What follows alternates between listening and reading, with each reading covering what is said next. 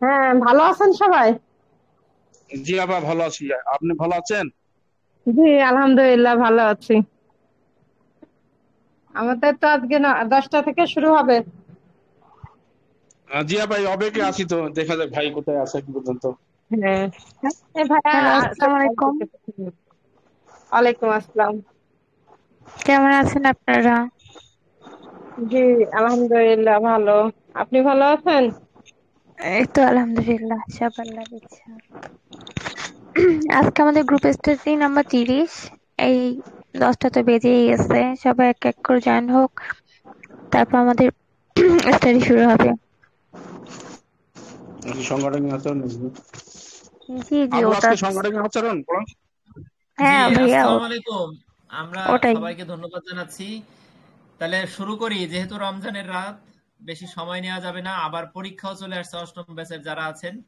ঠিক আছে, তা আমি বলছিলাম যে আমরা অর্গানাইজেশনাল বিহেভিয়ার ধরছি, এটাকে শেষ করে ছাড়বো 2-3 দিনের ভিতরে, কিন্তু আসলে কি 2-3 দিনের ভিতরে পারবো?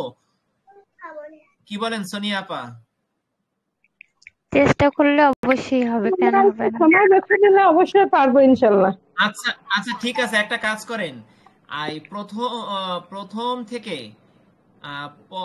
পঞ্চম অধ্যায় পর্যন্ত আমরা পড়ছি কিনা বলেন তো, কোন পর্যন্ত পড়ছি? আচ্ছা, বলতেছি।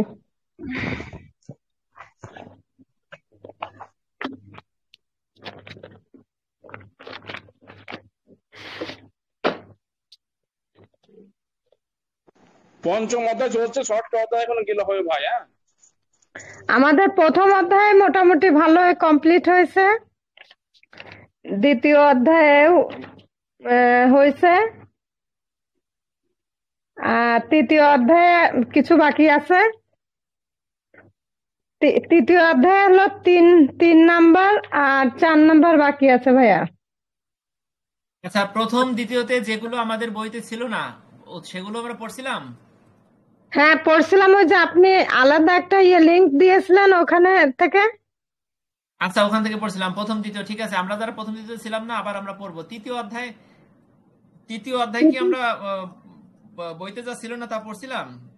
না, সেগুলো পড়া হয়নি। আপনি দিতে চেয়েছিলেন কিন্তু ওটা দেয়া হয়নি লিংক গুলো।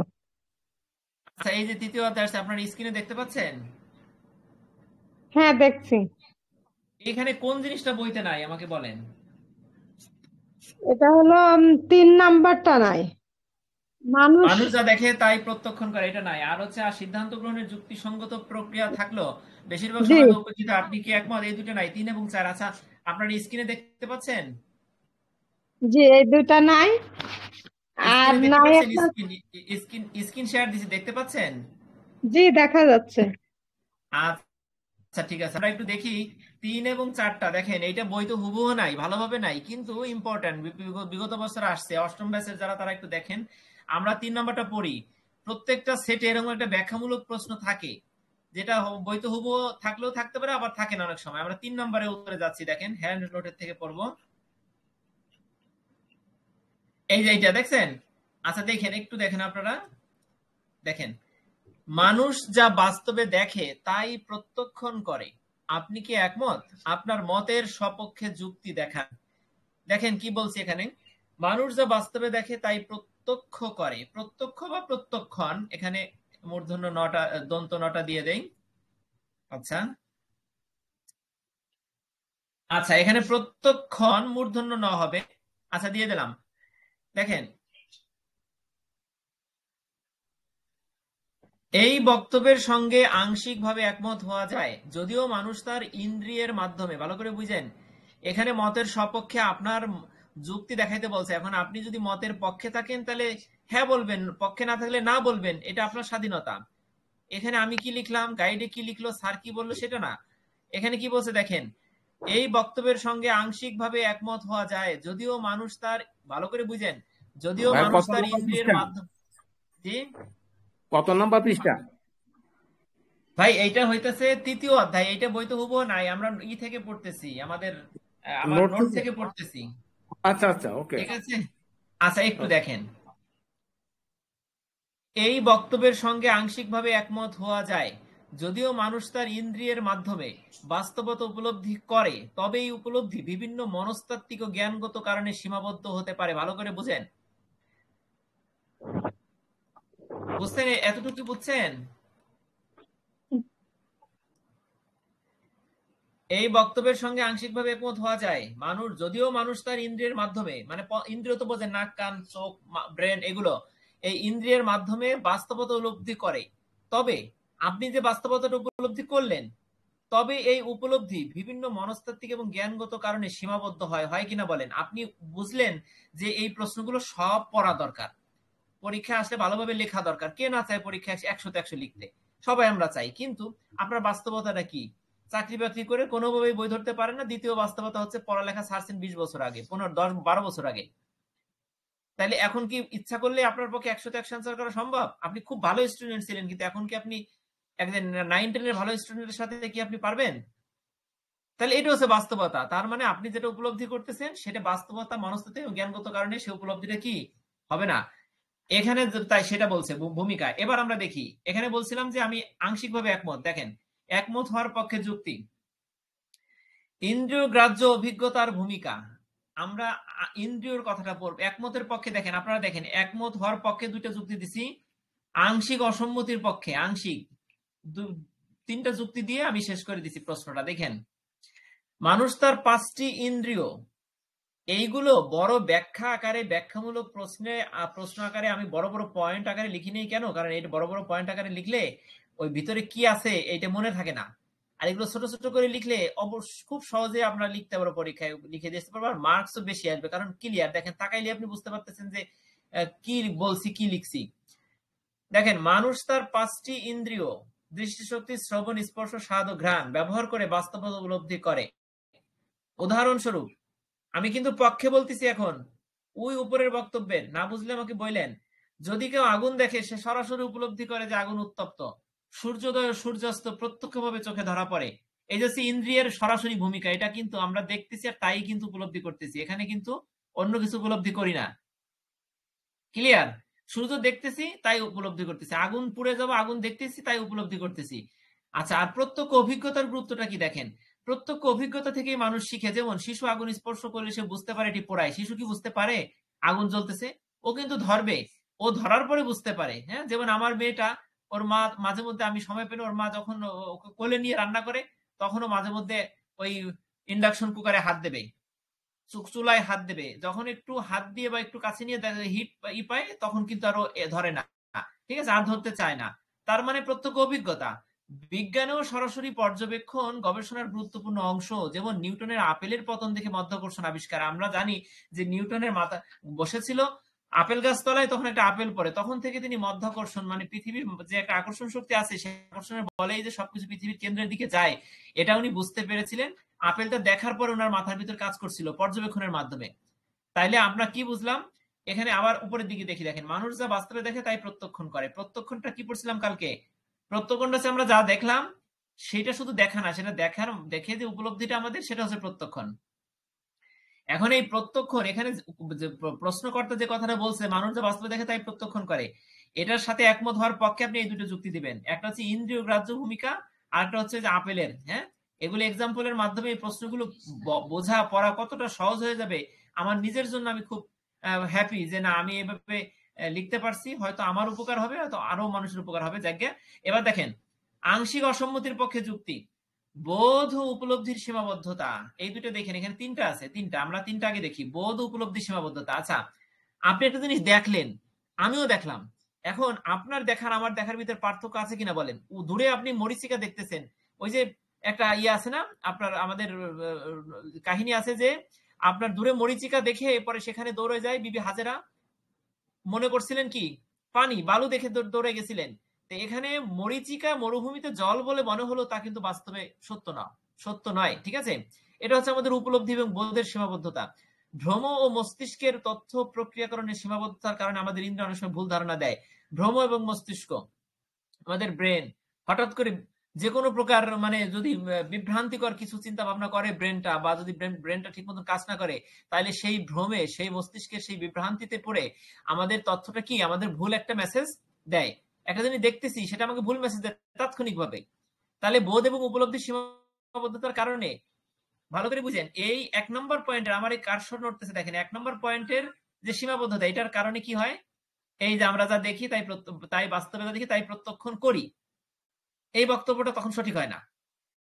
ক্লিয়ার? একটু রেসপন্স করেন যে হ্যাঁ এটা ক্লিয়ার কিনা।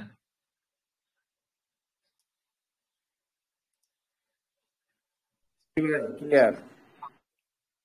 আচ্ছা আচ্ছা ঠিক আছে, একজন বলছেন কত পৃষ্ঠা থেকে পড়তেছি। হ্যাঁ, আমি একটু বলি, এইটা বইতে হুবহু নাই, এটা হচ্ছে 3 অধ্যায়, এটা 3 অধ্যায়, বইতে হুবহু নাই, আমি এটাকে সুন্দর করে লিখছি, দেখেন আপনারা এখান থেকে দেখেন। আমরা 1 নম্বর শেষ, এবার 2 নম্বরটা দেখি, মানসিক এবং সাংস্কৃতিক প্রভাব। দেখেন, একই সংস্কৃতিতে বসবাস করলে আমাদের দৃষ্টিভঙ্গি একরকম হবে। আপনি দেখেন, খোলামেলা পোশাক আর খোলামেলা পোশাক দেখে, বিভিন্ন সংস্কৃতি আছে খোলামেলা পোশাক দিলে তারা অজ্ঞান হয়ে যাবে, হ্যাঁ, তারা কল্পনা করতে পারে না। আবার অনেক সংস্কৃতি যেটা কিছুই না। তার মানে মানসিক এবং সাংস্কৃতিক প্রভাব, আপনাকে একটা জিনিস দেখতেছেন সেটা ভিন্ন রকম ভাবে প্রত্যক্ষ হবে আপনার দৃষ্টিতে। দেখেন, মানুষ একই ঘটনা বিভিন্ন ভাবে দেখতে পারে। উদাহরণস্বরূপ, যেমন একজন শিল্পী একটি পেইন্টিং থেকে সৌন্দর্য দেখতে পারেন, কিন্তু একজন বিজ্ঞানী সেটি রাসায়নিক গঠন বিশ্লেষণ করতে পারেন। ভালো করে দেখেন, একটা পেইন্টিং, একটা ছবি, মানে এবড়ো থেবড়ো ভাবে রং আপনার বাচ্চা দেয়ালে দিছে, আপনার বাচ্চা দেয়ালে রং মেখে দিছে এলোপাতারি ভাবে, সে কিন্তু কিছু ভেবে আঁকে নাই। ওটা কিন্তু একজন শিল্পীর চোখে ওটা কিন্তু একটা বিরাট বড় শৈল্পিক কর্ম। ওটাই কিন্তু ইউরোপ আমেরিকায় দেখেন লক্ষ কোটি ডলারে ওটা বিক্রি হয়, সামান্য একটা নর্মাল জিনিস। তাহলে এটা কি, মানে যে শৈল্পিক দৃষ্টিকোণ থেকে দেখবে, তার মানসিক এবং সাংস্কৃতিক কারণে তার ওই দেখাটা ভিন্নভাবে গুরুত্ব পাবে। আর 2 নম্বরে কি বলছে দেখেন, সংস্কৃতি ও বিশ্বাস প্রত্যক্ষ বাস্তবতাকে প্রভাবিত করে। এটি নির্দিষ্ট প্রতীক বা রং কোন সংস্কৃতিতে শুভ মনে হতে পারে, অন্য কোন সংস্কৃতি অশুভ বলে বিবেচিত হতে পারে, হয় না? একটা রং বা একটা লাল রং, সবুজ রং, আমরা কিন্তু জানি যে এটা লাল মানে কি বিপদ। আচ্ছা, তারপরে কোন একটা রং, কোন একটা প্রতীক আপনার কাছে এটা ভালো, আবার অন্য কোন সংস্কৃতিতে এটা কি হতে পারে, এটা অশুভ হইতে পারে। তার মানে এটা কি, মানসিক এবং সাংস্কৃতিক কারণ। হ্যাঁ, আমরা 2টা কারণ পড়লাম। 3 নম্বর কারণটা দেখেন, বিজ্ঞান ও অতিরিক্ত বাস্তবতা। অনেক কিছু আমাদের ইন্দ্রিয় দ্বারা দেখা যায় না, কিন্তু বাস্তবে অস্তিত্বশীল। অনেক কিছু আমাদের ইন্দ্রিয়ে দেখা যায় না, কিন্তু বাস্তবে কি অস্তিত্বশীল, মানে আছে। আমাদের চোখ, কান, ব্রেন, নাক কিছুই ধরতে পারে না, কিন্তু এটা বাস্তবে আছে। যেমন কি, পরমাণুর গঠন বা অতিবেগুনী রশ্মি। বলেন, সূর্যে যখন আপনি যান তখন কি অতিবেগুনী রশ্মি আপনি দেখতে পান? পান না তো। তার মানে বিজ্ঞান কিন্তু বলছে আছে। অতিরিক্ত বাস্তবতা, একবারে মানে 100% শিওর বাস্তবতা কি, এটা আছে। পরমাণুর গঠনটা আছে, কিন্তু পরমাণু কি আমরা দেখতে পারি? এই পরমাণু শক্তি কাজে লাগে, পারমাণবিক বিদ্যুৎ কেন্দ্র তৈরি করা হচ্ছে, তার মানে এই শক্তিটা আছে, কিন্তু আমরা দেখি না। আচ্ছা, তাহলে এবার আমাকে বলেন, আমাদের প্রশ্নটা ছিল কি, মানুষ যা বাস্তবে দেখে তাই প্রত্যক্ষণ করে। আপনি কি একমত? এই যে দেখেন, আপনি একমত হওয়ার পক্ষে যুক্তি দিচ্ছেন 2টা, আর আংশিক একমত হওয়ার পক্ষে 3টা যুক্তি দিচ্ছেন। যখন আমি এক্সাম্পল দিছি তখন কি এটা সহজে মুখস্থ হবে, সহজে লিখতে পারবেন, নাকি দেরি হবে? বলে ফেলান।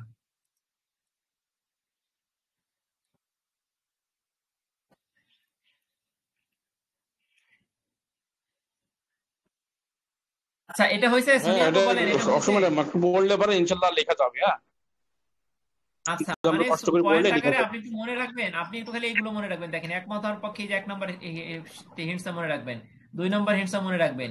কোনটাই কি ছিল এখানে দেখেন, শিশু আগুন দেখে যেদিকে আমরা আগুন দেখলে উপলব্ধি করি, আর শিশু এখানে কি বলছে, স্পর্শ করলে উপলব্ধি করে। আপেলের কথা বলছি, মানে এগুলো মনে রেখে প্রশ্নগুলো মাথায় চলে আসবে যে কোন প্যারায় কি আছে। আচ্ছা, যাক যাক, এবার দেখেন, এবার পরের প্রশ্নটা বলেন, পরের প্রশ্ন কোনটা ছিল, কোনটা আমাদের পড়া হয় নাই? উম, সিদ্ধান্ত গ্রহণে যুক্তিসঙ্গত প্রক্রিয়া। সিদ্ধান্ত গ্রহণের যুক্তিসঙ্গত প্রক্রিয়া থাকলেও বেশিরভাগ সময় তা উপেক্ষিত হয়।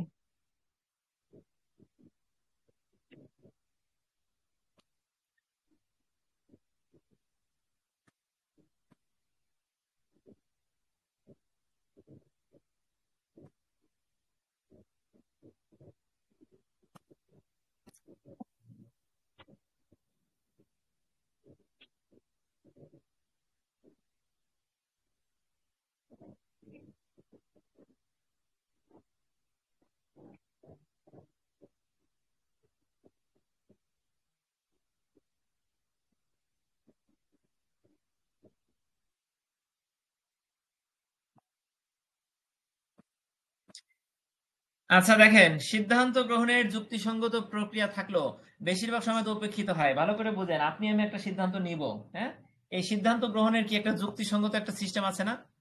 হুট করে সিদ্ধান্ত হয় না, একটা সিদ্ধান্ত নেওয়ার নিয়ম আছে, কিন্তু সবসময় কি আমরা সেই নিয়ম মেনে সিদ্ধান্ত নেই না তো?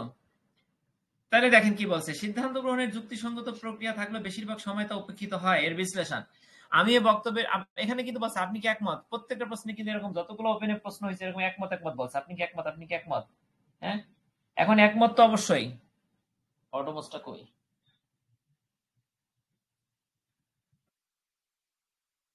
দাও তো।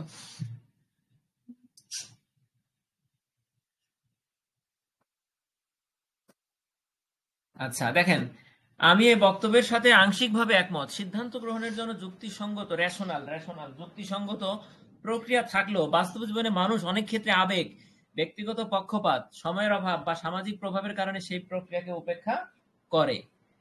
এখন বক্তব্যের পক্ষে যুক্তি এবং বিপক্ষে যুক্তি। পক্ষে যুক্তি দেখেন কি আছে এখানে, পক্ষে যুক্তি, বক্তব্যের বিপক্ষে যুক্তি। এখন এখানে একটা জিনিস, আপনি কি একমত, আপনাকে ভালো করে বলি, যদি আপনি একমত হন তাহলে পক্ষে যুক্তিগুলো দিবেন, আর যদি একমত না হন তাহলে বিপক্ষে যুক্তি দিবেন। এই প্রশ্নটাকে আপনি ছোট করে নিবেন, আমি দুটাই দিলাম।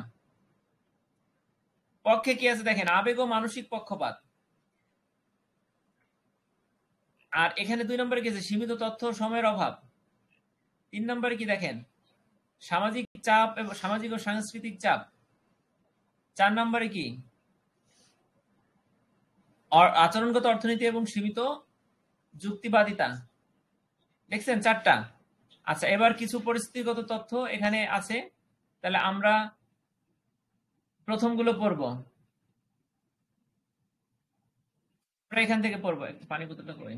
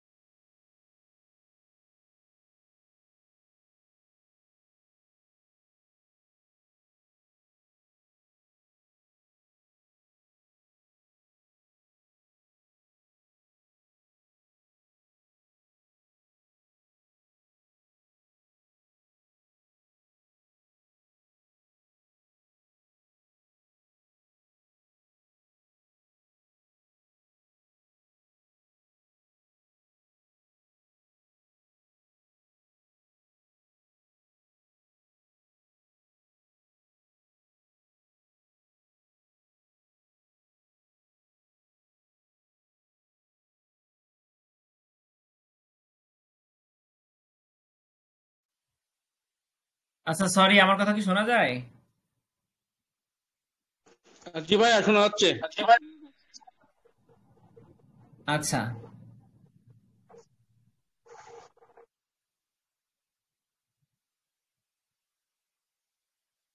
দেখেন, বক্তব্যের পক্ষে যদি আমরা যুক্তি দেই, দেখেন এখানে কি বলছে, আবেগ এবং মানসিক পক্ষপাত।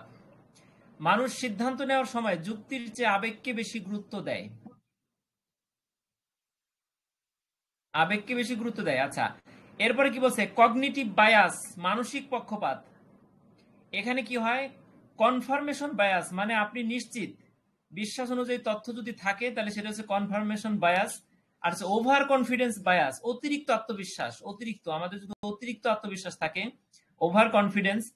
এই ধরনের বায়াস বা পক্ষপাতিত্বের ক্ষেত্রে যুক্তিসঙ্গত সিদ্ধান্ত গ্রহণে বাধা সৃষ্টি করে। এটা কি বুঝতে পারছেন? দেখেন, কগনিটিভ বায়াস, এখানে কগনিটিভ মানে কি, আপনার এখানে যে জ্ঞান, আপনার যে মেন্টাল যে জ্ঞানটা, নলেজটা, সেইটার ক্ষেত্রে কনফার্মেশন বায়াস, শুধু নিজের বিশ্বাস অনুযায়ী যদি আপনি তথ্য গ্রহণ করেন, ঠিক আছে, বা ওভার কনফিডেন্স বায়াস, যদি অতিরিক্ত আত্মবিশ্বাসের সাথে আপনি যে তথ্যগুলো বা নিচ্ছে, আপনার ভিতরে যে এটা তৈরি হচ্ছে যে অন্যের সাথে যে না এটাই আমারটাই সঠিক, ঠিক আছে, এই ধরনের পক্ষপাতের ক্ষেত্রে আপনি যেটাই আপনার কাছে মনে হবে সেটাই কিন্তু আপনি নিবেন। সিদ্ধান্ত গ্রহণের ক্ষেত্রে যুক্তিসঙ্গত প্রক্রিয়া থাকলে বেশিরভাগ সময় তা উপেক্ষিত হয়। কেন উপেক্ষিত হবে? কারণ আপনার আবেগ এবং মানসিক পক্ষপাত এইটা আপনাকে এই যুক্তিসঙ্গত প্রক্রিয়া অনুসরণ করতে দিবে না। কেন দিবে না? আপনি সিদ্ধান্ত নেবার সময় যুক্তির চেয়ে আবেগকে বেশি গুরুত্ব দেন, ঠিক আছে, আর আপনার মধ্যে মানসিক পক্ষপাত তৈরি হয়। 2 নম্বরে অতিরিক্ত আত্মবিশ্বাস তৈরি হয়, ঠিক আছে। এই অতিরিক্ত আত্মবিশ্বাসের যে দ্বন্দ্ব, কনফিডেন্স বায়াস, সেটার কারণে আপনি কোনটাকে গ্রহণ করবেন? আপনার ওভার কনফিডেন্স হয়ে আপনি আপনার যেটা বিশ্বাস করেন সেটা নেবেন, আর আপনার মধ্যে মানসিক পক্ষপাত যেটা তৈরি হবে সেটার ক্ষেত্রে আপনি যেটা বিশ্বাস করেন সেটা নেবেন। এই কারণে কি হবে? সিদ্ধান্ত গ্রহণের যুক্তিসঙ্গত সিস্টেম থাকলেও আপনি সেটা করতেছেন না, আপনি উপেক্ষিত করছেন সেটা, ঠিক আছে। তাহলে বুঝতে পারছেন 1 নম্বর আবেগ এবং মানসিক পক্ষপাতটা কি? জি ভাইয়া, দেখেন, বুঝতে পারছি। এক্সাম্পল যদি দেই, কেউ যদি একটি ব্র্যান্ডকে পছন্দ করে তবে তারা গবেষণা না করে সেটির পণ্য কিনতে পারে। আমরা যদি আড়ং বা স্বপ্ন থেকে যদি কিনি, সুপার শপগুলো থেকে যদি আমরা কিনি, তাহলে কিন্তু আমরা চোখ বুঝে কিনি যে না, স্বপ্নের কোনো প্রোডাক্ট, এটা কোনো ভেজাল প্রোডাক্ট হইতে পারে না, ঠিক আছে, বা আমরা দেখে নিশ্চিতভাবে আমরা কিনতে পারি সব ব্র্যান্ডের পণ্য। তা সেই কথা বলছে, এটা আমাদের আবেগ এবং মানসিক কারণে এটা হচ্ছে, আমরা কিন্তু বাছাই না করে তাদেরটা কিনতেছি। আর 2 নম্বরে কি, সীমিত তথ্য ও সময়ের অভাব। দেখেন, অনেক সময় সিদ্ধান্ত গ্রহণের জন্য পর্যাপ্ত তথ্য থাকে না বা তথ্য বিশ্লেষণের সময় পাওয়া যায় না। মানুষ তখন হিউরিস্টিক্স, সরলীকৃত সিদ্ধান্ত নেওয়ার কৌশল ব্যবহার করে। সরলীকৃত মানে সোজা সাপটা ভাবে যেটা সামনে আসছে, যেটা করা দরকার সেটাই, এখানে কোনো প্রকার চিন্তা ভাবনা কিছুই নেওয়া হচ্ছে না, ঠিক আছে, এটাকে বলা হয়েছে হিউরিস্টিক্স। এই সিদ্ধান্ত নেওয়ার ক্ষেত্রে আপনি কি করেন? হুট করে আপনার এখন অল্প সময়ের ভিতরে সিদ্ধান্ত নিতে হবে, সময় নাই, তথ্য নাই, আপনি তখন আল্লাহর নামে কি করেন যে যা হবে হবে, একটা সিদ্ধান্ত নিয়ে ফেল, ঠিক না? সেটা হচ্ছে হিউরিস্টিক্স, যা সবসময় কার্যকর নাও হতে পারে। এই ধরনের সিদ্ধান্ত আপনি নিলেন, হ্যাঁ, আপনি কিন্তু জানেন না যে এটা কার্যকর হবে কি হবে না, মানে লটারির মতন অনেকটা। তথ্য এবং সময় যখন কম থাকে তখন আমরা এটা নেই, লিমিটেড ইনফরমেশনের ক্ষেত্রে, ঠিক আছে। দেখেন এবার, জরুরি পরিস্থিতিতে যেমন স্টক মার্কেটে বিনিয়োগ, অনেকেই বিশ্লেষণ না করে দ্রুত সিদ্ধান্ত নেয় জরুরি পরিস্থিতিতে। এটা কি করবেন কি করবেন না, এই কোম্পানি ভালো কি ভালো না আপনি জানেন না, হুট করে সিদ্ধান্ত নিচ্ছেন লোভে পড়ে বা কোনো অল্প তথ্যের মাধ্যমে, ঠিক আছে, এইটার কথা বলা হয়েছে এখানে। 3 নম্বরে কি আছে দেখেন, সামাজিক ও সাংস্কৃতিক চাপ, গোষ্ঠী চিন্তা, গ্রুপ থিঙ্ক, দলীয় সিদ্ধান্ত। যেমন আপনার দলীয় সিদ্ধান্ত, অনেকে কিন্তু ভিন্ন মত পোষণ করতে ভয় পায়, দল থেকে বের করে দিবে বা দলের সবাই যেটা পোষণ করতেছে, ঠিক আছে, সেই ক্ষেত্রে কি করবেন? সবাই যেটা নিচ্ছে সেটাকে আপনি সিদ্ধান্তে আপনি সায় দিচ্ছেন বা সেই সিদ্ধান্তটা আপনি গ্রহণ করতেছেন, ঠিক আছে, বা সেটাই সিদ্ধান্ত নিচ্ছেন সবাই যেটা নিচ্ছে। আবার একটা এক্সাম্পল কি, ব্যবসা ও রাজনৈতিক সিদ্ধান্তের ক্ষেত্রে নেতা বড় বা বড় দলের প্রভাব অনেকে যুক্তিগত চিন্তাকে ছাড়িয়ে যায়। রাজনৈতিক ক্ষেত্রে, ব্যবসায়িক ক্ষেত্রে নেতা বা বড় দলের প্রভাবকে আপনার যুক্তি, আপনার চিন্তা, এগুলোকে কিন্তু ছাড়িয়ে যায়। তারা যেটা বলতেছে সেটাই সিদ্ধান্ত হিসেবে গৃহীত হচ্ছে, সেটাকে আপনি নিজের সিদ্ধান্ত হিসেবে নিচ্ছেন। সামাজিক এবং সাংস্কৃতিক চাপের কারণে হচ্ছে, আপনি কিন্তু সব দিবেন না। আমি একটা বলে রাখলাম, সেটা হচ্ছে কি, যদি আপনি এই বক্তব্যের পক্ষে থাকেন তাহলে মাত্র 4টা, প্রশ্নটা কিন্তু বড় না। এই বক্তব্যের পক্ষে থাকলে মাত্র 4টা, ঠিক আছে। আমি কি কেটে দিব একটা বলেন, আপনারা যারা নোট আমার কাছে নিয়েছেন তারা বলেন, মতামত দেন। আমি কি পক্ষে, যেখানে বলছি যে আপনি কি একমত, একমত থাকবো নাকি দ্বিমত থাকবো? দ্বিমত থাকলে 2টা, আমাদের একমত থাকাই ভালো। ভাইয়া 2টাই থাক, যে যে যার যেটা পছন্দ সেটা লিখবে। আচ্ছা ঠিক আছে, তো এখানে কিন্তু আমি এই কথা লিখে দেই নাই যে 2টা লিখবো নাকি, ঠিক আছে, আপনারা এখানে কেটে নেবেন, অথবা আমি ভাইয়া নোটে একটু আহ, সাইডে মেনশন করে দিয়েন। আচ্ছা ঠিক আছে, এই যে ফার্স্ট ব্র্যাকেট দিয়ে রাখলাম, ঠিক আছে।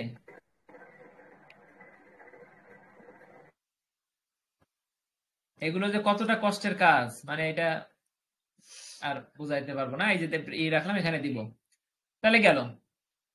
তাহলে আমরা এবার দেখি, এবার আচরণগত অর্থনীতি এবং সীমিত যুক্তিবাদিতা দেখেন, ঠিক আছে। বাউন্ডেড রেশনালিটির ক্ষেত্রে কি হয় দেখেন, হারবার্ট সাইমন তার বাউন্ডেড রেশনালিটি তথ্য অনুযায়ী, মানে সীমিত যুক্তিবাদিতা হচ্ছে বাউন্ডেড রেশনালিটি, আমরা তো বুঝতে পারছি ইংরেজিটা।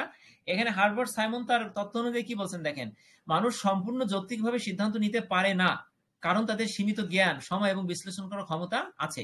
এখানে কি বলছে? সীমিত জ্ঞান আছে, সীমিত সময় আছে, সীমিত বিশ্লেষণ করার ক্ষমতা আছে মানুষের।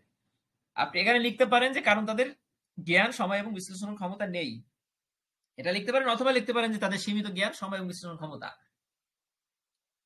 কারণ তাদের সীমিত জ্ঞান, সীমিত সময়, আমি এখানে একটু আরো ক্লিয়ার করে দেই, সীমিত জ্ঞান, সীমিত সময় এবং বিশ্লেষণ করার ক্ষমতা, সীমিত সময় এবং সীমিত, আচ্ছা এখানে সীমিত দেয়, সমস্যা নেই, এটা বাক্য ভুল না, আপনারা লিখবেন নিজের মতন করে।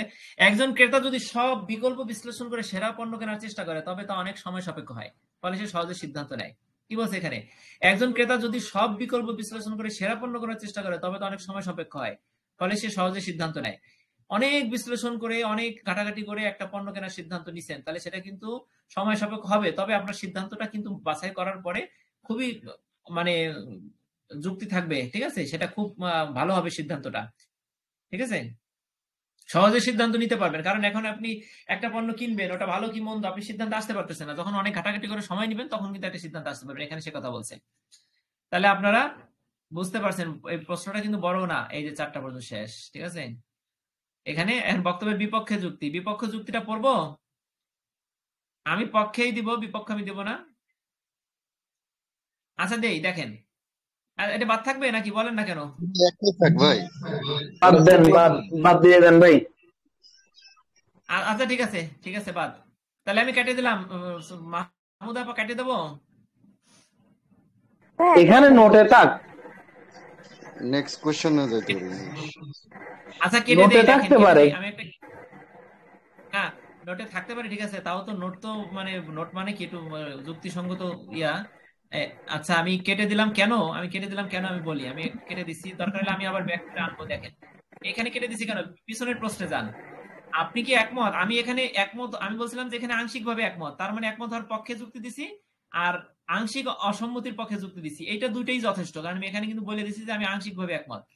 আচ্ছা পর্যাপ্ত তথ্য আছে আংশিক অসম্মতির, কিন্তু এইখানে কিন্তু আমি বক্তব্যের পক্ষে যুক্তি অনেকগুলো দিয়ে ফেলছি, 4টা। এখন যদি এই প্রশ্নে আবার আংশিক দেই বা বক্তব্যের বিপক্ষে যুক্তি দেয় তাহলে প্রশ্নটা বড় হয়ে যাচ্ছে। আপনার আর আমার টার্গেট কি? পরীক্ষায় লিখে আসা, আমরা তো শিখছি জীবন বড় অনেক কিছু, এখন এটা দিয়ে আর শিখবো না। এখানে এই 5টা দিয়ে আপনি লিখে আসেন, ঠিক আছে, আর ওই 3টা, যে 3টা কেটে দিলাম, 3টা দিলে 3টা ছোট হয়ে যায়, ঠিক আছে। দেখেন এবার, সিদ্ধান্ত গ্রহণের যুক্তিসঙ্গত প্রক্রিয়া থাকলেও বাস্তব জীবনে মানুষ প্রায় আবেগ, সময়ের অভাব, সামাজিক চাপ, মানসিক পক্ষপাতের কারণে তা উপেক্ষা করে। তবে নির্দিষ্ট, এটা তো বুঝছেন, তবে নির্দিষ্ট ক্ষেত্র, বিজ্ঞান এবং প্রযুক্তি, এইসব ক্ষেত্রে কিন্তু যুক্তিসঙ্গত সিদ্ধান্ত গ্রহণ করা হয়। বিজ্ঞান ও প্রযুক্তির ক্ষেত্রে কিন্তু আপনার অন্য কোনো আবেগ টাবেগ কাজ লাগে না। অতএব এই বক্তব্য সম্পূর্ণ সত্য নয় এবং পরিস্থিতি সিদ্ধান্তের ধরন অনুযায়ী পরিবর্তিত হয়। কোনটা সত্য নয়? সিদ্ধান্ত কোনো যুক্তিসঙ্গত প্রবেশ এবং সময় তা উপেক্ষিত হয়, ঠিক আছে। এখানে এই কথাটা সত্য না। যুক্তিসঙ্গত প্রক্রিয়া থাকলে অবশ্যই তা আমরা গ্রহণ করি। কোন ক্ষেত্রে? বিজ্ঞান ও প্রযুক্তির ক্ষেত্রে। উপসংহার, উপসংহারে অনেক কিছু থাকতে পারে, উপসংহারে আপনি যা লিখছেন তার বাইরেও আপনার একটু ভিন্ন মতের ইশারা থাকতে পারে, সেই ক্ষেত্রে সেটা কিন্তু হয়েছে এখানে যে এই বক্তব্য সম্পূর্ণ সত্য নয়, ঠিক আছে, কাজে এটা নিয়ে সমস্যা নাই কথায়। আচ্ছা এইটা কেটে দিলাম, তাহলে গেল। এবার বলেন সোনিয়া আপা, বলেন আর কি আছে? হ্যাঁ, ওই যে 4th অধ্যায়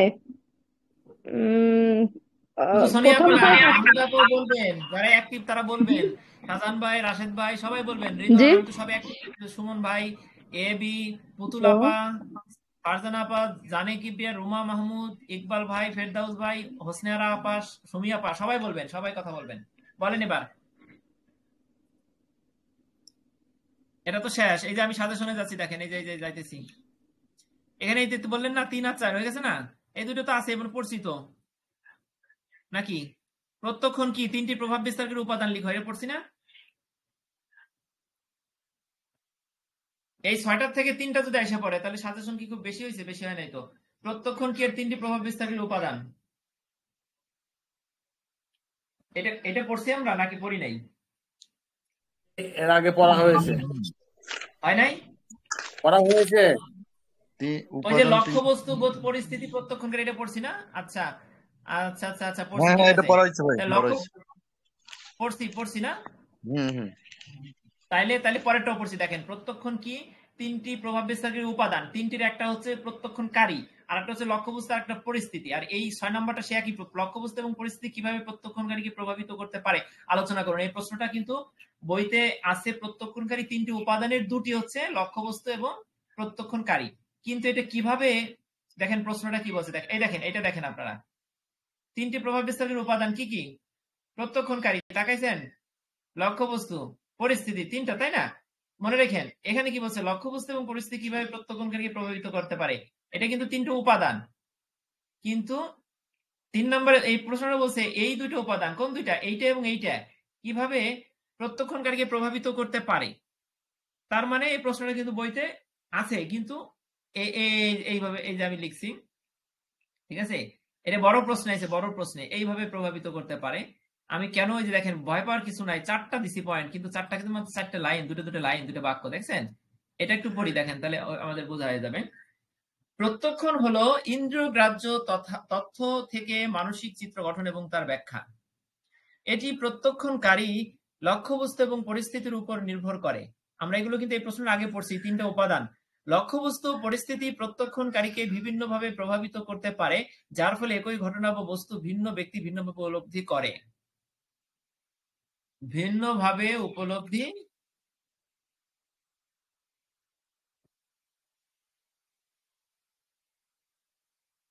ক্লিয়ার? দেখেন লক্ষ্যবস্তু, দা টার্গেট এবং তার প্রভাব। লক্ষ্যবস্তু হলো সেই বস্তু, ব্যক্তি বা ঘটনা যা প্রত্যক্ষ করা হচ্ছে, ঠিক না? প্রত্যক্ষণকারী একটি নির্দিষ্ট কিছু বৈশিষ্ট্যের মাধ্যমে বোঝার চেষ্টা করে, যেমন লক্ষ্যবস্তুর গতির প্রকৃতি, লক্ষ্যবস্তুর গতি আকৃতি, শব্দ উজ্জ্বলতা, অস্পষ্টতা ও ব্যাখ্যা। কথা বুঝলেন? অস্পষ্টতা মানে ক্লিয়ার না, সেটাও কিন্তু আপনার লক্ষ্যবস্তু, যে ওটা কি ক্লিয়ার না, ওটা কি দেখা গেল, ওটা তো ক্লিয়ার না, ওটা কি, ওটা এরকম মনে হইতেছে, এটাও কিন্তু আপনি টার্গেট করেন, অস্পষ্ট জিনিস। আবার দেখেন এখানে কি বলছে, ক্ষুধার্ত ব্যক্তির, আমি একটা ক্ষুধার্ত ব্যক্তির এক্সাম্পল দিছিলাম না, এখানে দিছিলাম কিনা দেখেন, সেই ক্ষুধার্ত ব্যক্তির ছবি থেকে আমরা দেখতে পাচ্ছি, মানে একটা ছবি দেয়ালে ঝোলানো আছে, সেখানে খাইতেছে ক্ষুধার্ত ব্যক্তি, বা আমরা পত্রিকায় দেখি না ডাস্টবিন থেকে খায়, সেটা দেখে কিন্তু আমরা অনেক কিছু বুঝতে পারি। পটভূমি ও পারিপার্শ্বিকতা, দেখেন লক্ষ্যবস্তুকে বিচ্ছিন্নভাবে দেখা হয় না, এটা পটভূমির সাথে সম্পর্কিত হয়। আচ্ছা, আমরা একটা মানে একটা ফাঁকা মাঠে একটা বল পড়ে আছে, তাহলে কিন্তু ওই ফাঁকা মাঠটা কিন্তু এটার পটভূমি। যে এই ফাঁকা মাঠে এই লাল বলটা টেপ পেঁচানো, এটা কেন পড়ে রয়েছে, এটা কি বল নাকি বোমা? এই ফাঁকা মাঠে কেন? তাহলে এখানে তো অনেক মানুষ ছিল কিছুক্ষণ আগে। মানে এই লক্ষ্যবস্তুর সাথে একটা পটভূমি কিন্তু আমরা জুড়ে দিয়ে এটার ব্যাখ্যা করার চেষ্টা করি। আর একটা কি বলছে, নির্দিষ্ট পোশাক সাধারণ দিনের নজরে না এলে উৎসবের দিনে, ওই যে গল্পে পড়ছিলাম আমরা কালকে, মনে আছে যে আপনাদের স্কুলের বান্ধবী ভালো পোশাক পরছে, ক্লাসমেট, তার নজর পড়তেছে না, আপনার পহেলা পোশাকে সে শাড়ি পরছে, সেটা খুব নজরে পড়তেছে আপনার। তার মানে উৎসবের দিনে পড়তেছে, কিন্তু এমনি দিনে পরে নাই, 2 দিনেই কিন্তু সে সুন্দরী গেল। তাহলে আপনারা লক্ষ্যবস্তু এবং তার প্রভাবে, এখানে প্রশ্নটা কি ছিল, লক্ষ্যবস্তু এবং পরিস্থিতি কিভাবে প্রত্যক্ষণকারীকে প্রভাবিত করে। তাহলে আপনি কিভাবে প্রভাবিত করলো, তার 4টা জিনিস দিলেন। একটা হচ্ছে লক্ষ্যবস্তুর গতি, শব্দ, অস্পষ্টতা এবং পটভূমি, ঠিক আছে, এই 4টা জিনিস। এখন কথা, আমরা যে বইয়ের 27 পৃষ্ঠায় প্রত্যক্ষণের প্রভাব বিস্তারকারী যে 4টি উপাদান পড়লাম, তার একটা উপাদান কিন্তু লক্ষ্যবস্তু, কিন্তু ওখানে কিন্তু প্রশ্নটা কিন্তু ভিন্ন, এই জন্য আমাদের এই প্রশ্নটাকে ভাঙা লাগছে এইভাবে। এবার আমরা পরিস্থিতি দেখি, দেখেন একই ব্যক্তি বা বস্তু ভিন্ন পরিস্থিতিতে ভিন্নভাবে প্রত্যক্ষ হতে পারে। পরিস্থিতির বিভিন্ন উপাদান প্রত্যক্ষণে ভূমিকা রাখে, যেমন স্থান ও পরিবেশ। ওই যে বললাম, সহকর্মী যে ক্লাসমেট ক্লাসের সময় তাকে চোখে পড়ে নাই, বৈশাখীতে চোখে পড়ছে, তার মানে স্থান এবং পরিবেশ কি আমার উপলব্ধিকে নতুন ভাবে জাগাইছে। ক্লিয়ার? অফিসের সহকর্মীর হাস্যরস সাধারণ মনে হলো কোনো পার্টিতে তা আকর্ষণীয় মনে হতে পারে। অফিসে হাসতেছে, কাজের ফাঁকে ফাঁকে হাসতেছে, কিন্তু কোনো পার্টিতে গেলেন আপনারা, তাহলে আপনার সহকর্মী হাসলো, খুব রোমান্টিক ভাবে হাসলো, তাহলে সেটা আকর্ষণীয় মনে হতে পারে, মনে গেঁথে যাবে। তার মানে স্থান এবং পরিবেশটা একই, হাসি বিভিন্ন জায়গায় ভিন্ন রকম। আলো এবং উজ্জ্বলতা, দেখেন আমরা সাংগঠনিক আচরণ পড়তেছি, এখানে অনেক কিছু থাকবে, ঠিক আছে। আলো এবং তাপমাত্রা, উজ্জ্বল আলোতে জামা কাপড়ের দোকানপাটে কি করে, উজ্জ্বল আলো দেয়। মাছের দোকানদাররা কি করে, হলুদ আলো দেয়, মাছটাকে একবারে চকচক দেখায়, ঠিক আছে। উজ্জ্বল আলোতে বস্তু বা ব্যক্তিকে স্পষ্টভাবে দেখা যায়, কিন্তু অন্ধকারে অস্পষ্ট বিকৃত ভাবে দেখা যেতে পারে। উচ্চ তাপমাত্রায় মানুষের মনোযোগ কমে যেতে পারে, ফলে প্রত্যক্ষণ প্রভাবিত হয়। উচ্চ হাই ভোল্টেজের তাপ দিল, তাহলে সেখানে কি হবে, মনোযোগ কমে যায়, মাথা ব্যথা করে, চোখে ভালো করে দেখা যায় না। তাহলে এই আলো এবং তাপমাত্রা, স্থান ও পরিবেশ, এগুলো কি করে, পরিস্থিতি। এটা কিন্তু না, এটা কিন্তু লক্ষ্যবস্তু না, এটাও কিন্তু পরিস্থিতি পড়তেছি আমরা। স্থান, পরিবেশ, আলো, তাপমাত্রা। সামাজিক ও সাংস্কৃতিক প্রেক্ষাপট, দেখেন একটা জিনিস বলি, এই পয়েন্ট দেবার পরে আপনি এখানে যে 2টা ছোট ছোট বিন্দু আছে না, আপনি 2 ভাগে না দিয়ে একটা প্যারাগ্রাফ আকারে দিয়ে দিতে পারেন, কিন্তু আমি 2 ভাবে লেখা হয়েছে, এখানে লিখছি কেন, যাতে মাথায় দিতে ঢুকে সহজে। দেখেন, নির্দিষ্ট সামাজিক এবং সাংস্কৃতিক পরিবেশে প্রত্যক্ষ করার ধরন ভিন্ন হতে পারে।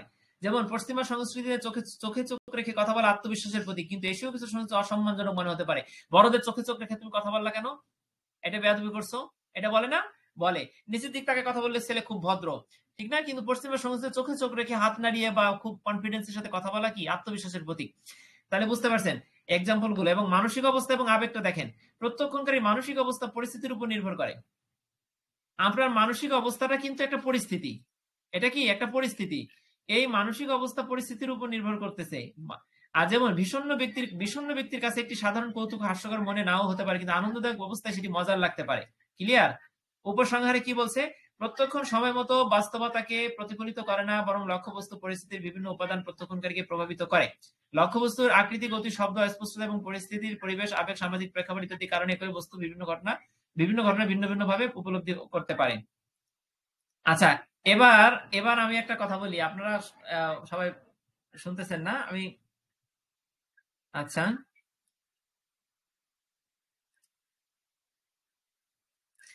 আচ্ছা স্ক্রিন শেয়ার বন্ধ করে দিলাম। আমরা কি পড়লাম এতক্ষণ বলেন? সোনিয়া আপা বলেন বা অন্য কোন আপা বলেন।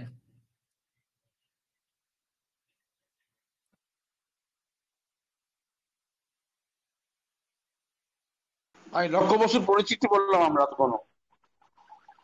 আচ্ছা ঠিক আছে, থ্যাংক ইউ। আমার শাহজাহান ভাইয়া অনেক মনোযোগ দেন। আচ্ছা ঠিক আছে। হ্যাঁ, না মনোযোগটা এটাই এটাই মানে আপনার এমবিএ মানে এইটাই যে মনোযোগ দিয়ে আপনি যে বই নিয়ে বসছেন, এটাই বড় কথা।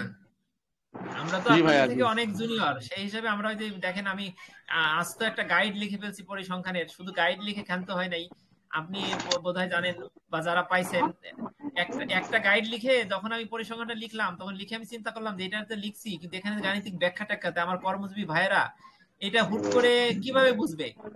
তাহলে তার একটা ব্যাখ্যা লেখা দরকার। সেই ব্যাখ্যা লিখতে গিয়ে 94 পৃষ্ঠা লিখছি, শুধুমাত্র সাজেশনের থাকা প্রশ্নগুলোর ব্যাখ্যা, সেটার পিডিএফ ফাইল দিছি।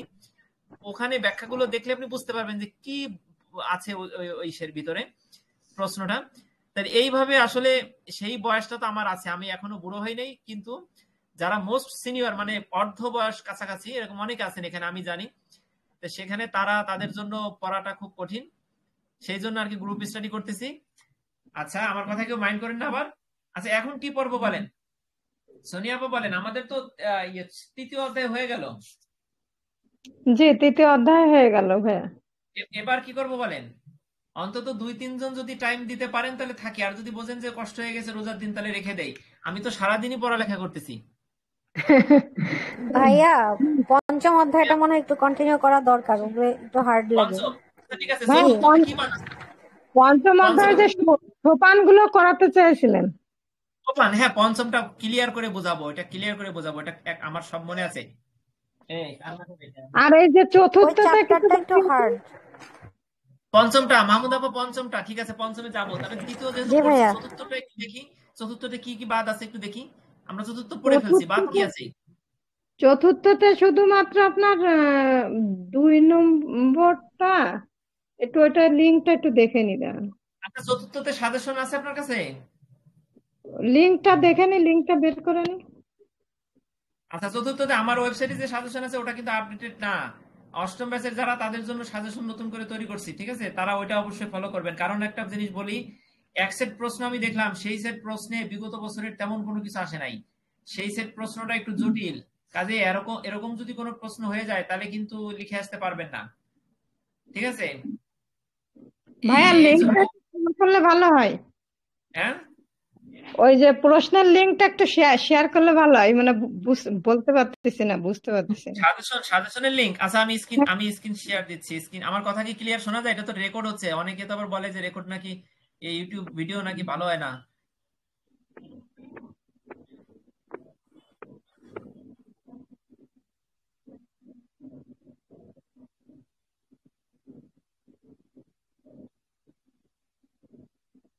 আমার এটা দেখা যায় দেখা যাচ্ছে, উপরে কিন্তু কি? কিন্তু যে ইয়েটা, হ্যাঁ ওটা আসলো কেন উপরে? আপনার এখানে হলো দুই দুই নাম্বারটা আর মূল্য 5 নম্বরের আর 2 নম্বরের কিছু অংশ হয়েছিল, মানে 2 নম্বরটা হয়ে এবার গেছে, দেখেন, আচ্ছা এবার এই যে 4 অধ্যায় দেখেন, 4 অধ্যায় দেখেন, মনোভাব কি, মনোভাবের উৎস সমালোচনা করুন, কর্মীদের কর্ম ওটা সম্পাদন, এটা বাকি কোনটা আছে। কোনটা পড়ছিলাম? প্রথম দুইটা পড়ছি। প্রথমটা হয়নি। মনোভাব কি, মনোভাবের উৎস, এটা পড়ি নাই। ন- না, এটা হয়নি, এটা ওই যে বইতে মনে হয় হুবহু নেই, আপনি তাই বলছিলেন।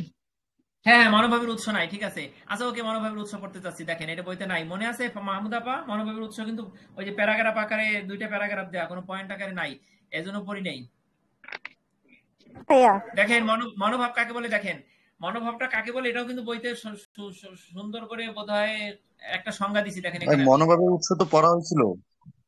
মনোভাবের উৎস পড়ছিলাম, কিন্তু ওটা প্যারাগ্রাফ আকারে ভাই, প্যারাগ্রাফ আকারে ছিল, মানে পয়েন্ট আকারে নাই। আমি তো হ্যাঁ, একবার একটু প্যারাগ্রাফ তাকাই আকারে। দেখি, একবার একটু দেখি, দেখেন মনোভাব কাকে বলে। মনোভাব কি, এই যে মনোভাব কি, 3 ছোট প্যারা। মনোভাবের উৎস কি, দেখেন আমি এই 37 পৃষ্ঠার বড় 3টা প্যারাকে আমি পারিবারিক প্রভাবে ভাগ করছি, শিক্ষা ও শিক্ষকে ভাগ করছি, সহপাঠী ও সামাজিক সম্পর্কে ভাগ করছি, সাংস্কৃতিক ও সামাজিক পরিবেশে ভাগ করছি, ব্যক্তিগত অভিজ্ঞতা, গণমাধ্যম, প্রযুক্তি। 7টা। এখন ভয় পাবেন না, 7টা ভালো করে বুঝেন 7টা কেন। এই 7টাকে আপনি এই ছোট ছোট কালো কালো বিন্দুতে না দিয়ে আপনি একটা প্যারা আকারে দেন। 7টা কেন করছি জানেন? এটা যদি 8 মার্কে আসে তাহলে আপনাকে এই 7টা দিতে হবে সব, ঠিক আছে? হাত চালু করবেন কিভাবে? আমি পরীক্ষার আগে আমি ভাবতেছি, কারণ আমি 19 সালে মাস্টার্স শেষ করছি ন্যাশনাল ইউনিভার্সিটি থেকে। তা আমি সেই সময় 19 সালে আমি পড়াশোনা শেষ করছি, আমি তারপরে কিন্তু আর আমি হাত দিয়ে লিখি নাই, এই যে যত লিখি সব কিন্তু কম্পিউটার মাউস দিয়ে লিখি, ঠিক আছে? তো এই ক্ষেত্রে আমার যেটা মনে হয় যে আমি যতই এই যে আপনাদের পড়াই লিখি, কিন্তু আমি কি এত সুন্দর করে লিখে দিয়ে আসতে পারবো? আমার হাত চলবে না। এই জন্য আমি চিন্তা করতেছি পরীক্ষার আগে অন্তত 1 সেট 2 সেট প্রশ্ন বিগত বছরের আমি 3 ঘন্টায় পরীক্ষা দেবো বৈশা। কারণ আমি ওই পরীক্ষার হলের বিপদে পড়ার থেকে আগে একটু পরীক্ষা দেওয়া ভালো, তাতে আমার হাতটা চালু হবে, আর লিখতে পারবো কিনা সেটাও বুঝতে পারবো। এটা করেন আপনারা যারা পরীক্ষা দিবেন। আচ্ছা, তাহলে মনোভাবের উৎস আর পড়লাম না, মনোভাবের উৎস যদি পড়া হয়ে থাকে আগে তাহলে পড়লাম না।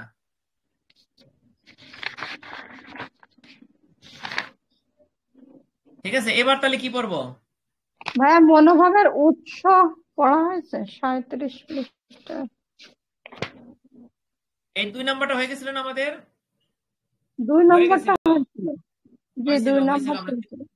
3 নাম্বারটা হয়েছিল ব্যক্তিগত মূল্যবোধ কি সামাজিক মূল্যবোধের সাথে সাংঘর্ষিক, এটা হয় না, এটা বইতে নাই। 3 নাম্বারটা না, দেখেন, এটা এটা বইতে ছিল না। 3 ঠিক 4 আছে, হয়নি। ঠিক আছে, 3 নাম্বারটা দেখেন। দেখেন, ব্যক্তিগত মূল্যবোধ কি সামাজিক মূল্যবোধের সাথে সাংঘর্ষিক? আপনার মতের সপক্ষে যুক্তি সমালোচনা করুন। ব্যক্তিগত মূল্যবোধ এবং সামাজিক মূল্যবোধ উভয় মানুষের জীবন পরিচালনার জন্য গুরুত্বপূর্ণ, তবে কিছু ক্ষেত্রে তারা পরস্পরের সাথে সামঞ্জস্য হলেও, মানে মিল থাকলেও অনেক সময় এই দুই ধরনের মধ্যে দ্বন্দ্ব দেখা যায়। 2টা বাক্য, একটা হচ্ছে গুরুত্বপূর্ণ, আর একটা হচ্ছে মিল থাকলেও পার্থক্য দেখা যায়। এই 2টা কথা বলছি এখানে। সংঘর্ষের কারণ এবং ব্যাখ্যা, এখানে কয়টা কারণ দিছি বলেন? 5টা, বেশি দেয়নি, মাত্র 5টা। দেখেন আমরা পয়েন্টস গুলো আগে মুখস্থ করি। দেখেন, ব্যক্তি স্বাতন্ত্র্য বনাম সামাজিক নিয়ম। আপনি ব্যক্তি, আপনার ভিতরে যে জিনিস আছে আপনার পাশের ঘরের সেই আরেকজন ব্যক্তির ভিতরে সেই জিনিস নাই, তার মানে ব্যক্তির ভিতরে স্বাতন্ত্র্য আছে, ঠিক আছে? আলাদা বিষয়গুলো আছে, আলাদা বৈশিষ্ট্য আছে। তাহলে আপনার যে ব্যক্তিগত মূল্যবোধ সেটা কি সামাজিক মূল্যবোধের সাথে মেশে সবসময়? সমাজের সবকিছুর সাথে আপনি একমত হন না। এখানে সেই কথা বলছে, ব্যক্তি স্বাতন্ত্র আর সামাজিক নিয়ম এটা অবশ্যই কি সাংঘর্ষিক, এখানে সে কথা বলছে। একটা এক্সাম্পল দিই, দেখেন অনেক সময় ব্যক্তি তার স্বাধীনতা এবং পছন্দের ভিত্তিতে সিদ্ধান্ত নিতে চায়, সামাজিক নিয়মের সাথে সাংঘর্ষিক হয়। যেমন আপনি যদি বিদেশে গিয়ে ক্যারিয়ার গঠন করে বিদেশে, মানে ক্যারিয়ার গঠনের জন্য বিদেশে চলে যেতে চান, তাহলে আপনার পারিবারিক এবং সামাজিক মূল্যবোধের বিরুদ্ধে যায়। অনেক সময় যায় না যে ইউরোপ আমেরিকার দেশে তুই যাবি কেন, হ্যাঁ ওই দেশগুলো ভালো না, ঠিক আছে? বা এই যে একটা এরকম কিন্তু হয় আমাদের সমাজে অনেক আছে, ইউরোপ আমেরিকার দেশে গেলে তোমার ইমান থাকবে না, এই সেই এরকম অনেক কথা আছে। তার মানে এটাও কিন্তু সামাজিক পারিবারিক মূল্যবোধের বিরুদ্ধে যায়। আধুনিকতা বনাম ঐতিহ্য, দেখেন অনেক ঐতিহ্যগত মূল্যবোধ অনেক সময় ব্যক্তিগত আধুনিক চিন্তাধারার সাথে সাংঘর্ষিক হয় না? যেমন নারীদের কর্মজীবনে প্রবেশকে অনেকে এখনো নিরুৎসাহিত করে, অথচ একজন নারী তার ক্যারিয়ার গঠনে আগ্রহী হলে তার সামাজিক মূল্যবোধের সাথে দ্বন্দ্ব হয় না? বলেন এখানে ভুল আছে? যে কিছু সমাজে নারীদের কর্মজীবনে প্রবেশকে নিরুৎসাহিত করা হয় কিনা বলেন? জি। আচ্ছা, এখানে হবে অর্থাৎ আমি প্রত্যেকটা পড়ে পড়ে কারেকশন করব। আচ্ছা দেখেন, অর্থাৎ একজন নারী তার ক্যারিয়ার গঠনে আগ্রহী হলে তার সামাজিক মূল্যবোধের সাথে দ্বন্দ্ব তৈরি করতে পারে বা হয়। নৈতিকতা বনাম বাস্তবতা, দেখেন ব্যক্তিগত মূল্যবোধের ভিত্তিতে একজন ব্যক্তি সবসময় সত্য কথা বলতে চাইলেও বাস্তবতা কি বলতে পারেন? আপনি চাকরির ইন্টারভিউতে আপনার দুর্বলতা সব কথা সত্য কথা বলে দিলে কি আপনাকে সমাজে যোগ্য বলে মনে করা হবে? না।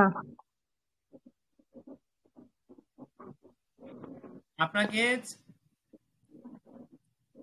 তবে চাকরির জন্য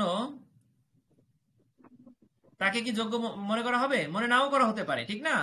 এবার দেখেন, ধর্মীয় বিশ্বাস বনাম ব্যক্তিগত পছন্দ আছে। সব ধর্মের কিছু নিয়ম নীতি আছে, সেটার কখনো যদি আপনার মনে হয় যে না এটা এইভাবে না এইভাবে করলে ভালো হতো, কিন্তু যখন আপনি জানতে পারেন ধর্মে এটা আছে, তখন কি আপনার বিশ্বাসকে আপনি প্রাধান্য দেন নাকি ধর্মের বিশ্বাসকে প্রাধান্য দেন? ধর্মেরটাকে দেন না? জি। আচ্ছা, তার মানে আপনার আবার খোলামেলা পোশাক পরতে যদি কোনো কারো ইচ্ছা করে, তাহলে কি সে ইচ্ছা করলেই পশ্চিমা সংস্কৃতি অনুকরণ করতে পারবে? কারণ এর ধর্মের মূল্যবোধে নাই। তার মানে আমাদের ইচ্ছা করলেই বা আমাদের এই যে ব্যক্তিগত মূল্যবোধে যদি থাকেও খোলামেলা পোশাক, তাও কিন্তু সামাজিক মূল্যবোধের কারণে আমরা পড়তে পারি না। তার মানে দেখছেন, আপনি দেখেন, আমরা সহজভাবে বুঝতে পারবো। দেখেন, এই যে প্রত্যেকটা পয়েন্ট কিন্তু এক্সাম্পল আছে, মানে যাতে মনে থাকা যায়। সামাজিক প্রত্যাশা বনাম ব্যক্তিগত সুখ। দেখেন, সমাজ কি চায়? সমাজ আমার কাছ থেকে কিন্তু অনেক কিছু চায়। আমাকে জাকাত দিতে বলে, ফেতরা দিতে বলে, আমাকে সবকিছুতে শরিক হতে বলে সমাজ। কিন্তু আমি কি চাই?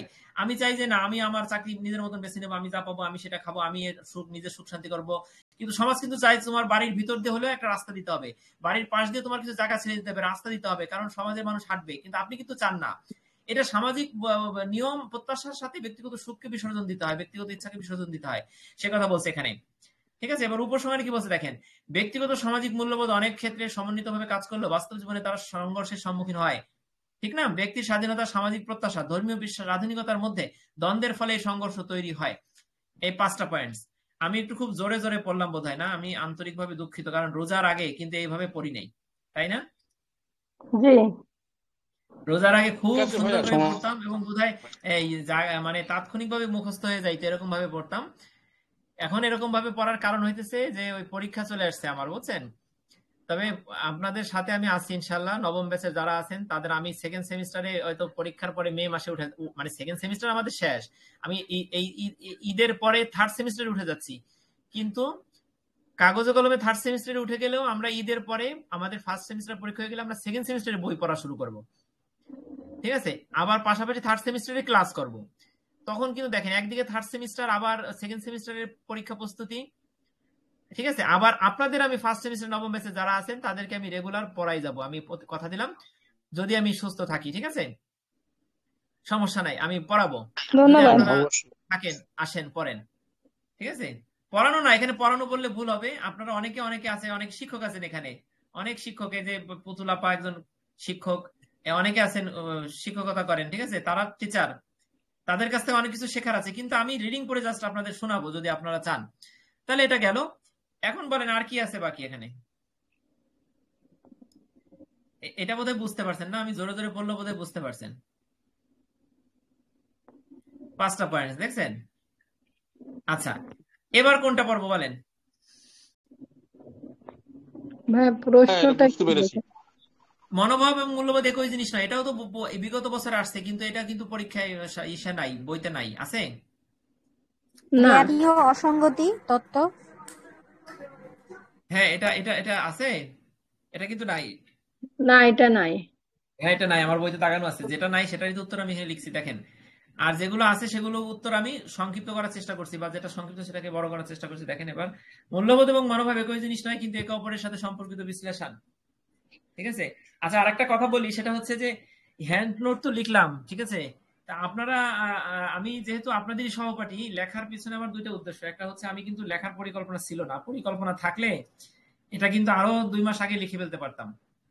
ঠিক আছে, হুট করে কিন্তু আপনাদের গ্রুপ স্টাডি করাতে গিয়ে কয়েকজন বলল, সেই থেকে শুরু করলাম, একটা লাইন শুরু করে লিখতে লিখতে এখন একটা শেষ। এই যে সাংগঠনিক আচরণ শেষ হয়ে গেছে আজকে, আর বোধহয় কালকে আরেকটা শেষ করে ফেলতে পারি, মানে সকাল টু সন্ধ্যা। ঠিক আছে, এদিকে আবার আমি যে ডেলিভারি দেই হ্যান্ড নোট গুলো, আজকে 7টা দিলাম, 8টা একটা মিসিং করছি, দিতে পারিনি। 8 সেট নোট ডেলিভারি দিলাম, প্রতিদিন 7টা করে দিচ্ছি।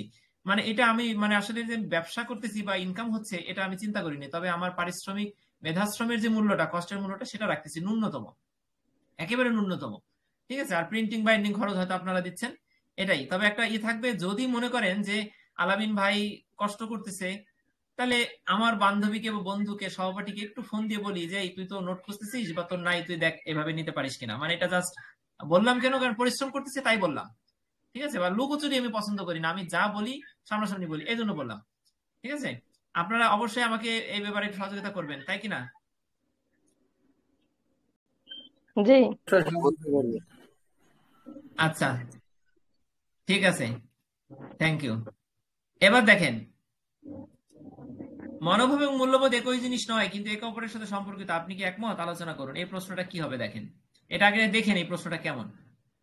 এখানে কি বলছে, মনোভাব মূল্যবোধ একই জিনিস নয় কিন্তু একে অপরের সাথে সম্পর্কিত, মানে এক জিনিস না কিন্তু একে অপরের সাথে কি সম্পর্ক আছে, এটা কি আপনি একমত? এখানে আমি কি বলছি প্রথমে দেখেন, মনোভাব মূল্যবোধ উভয় মানুষের চিন্তা আচরণ পরিচালনায় গুরুত্বপূর্ণ ভূমিকা পালন করে, যদিও তারা পরস্পর সম্পর্কিত তবে তাদের মধ্যে কিছু মৌলিক পার্থক্য আছে। মানে এখানে আমি বলছি দুইটা জিনিস, যে এখানে বইতেই তো বলে দিচ্ছে সম্পর্কিত কিন্তু এক জিনিস না, মানে পার্থক্য আছে। তাহলে আমি কি লিখবো? মনোভাব মূল্যবোধের সম্পর্ক লিখবো। দেখেন প্রথমে 4টা সম্পর্ক লিখছি। কয়টা?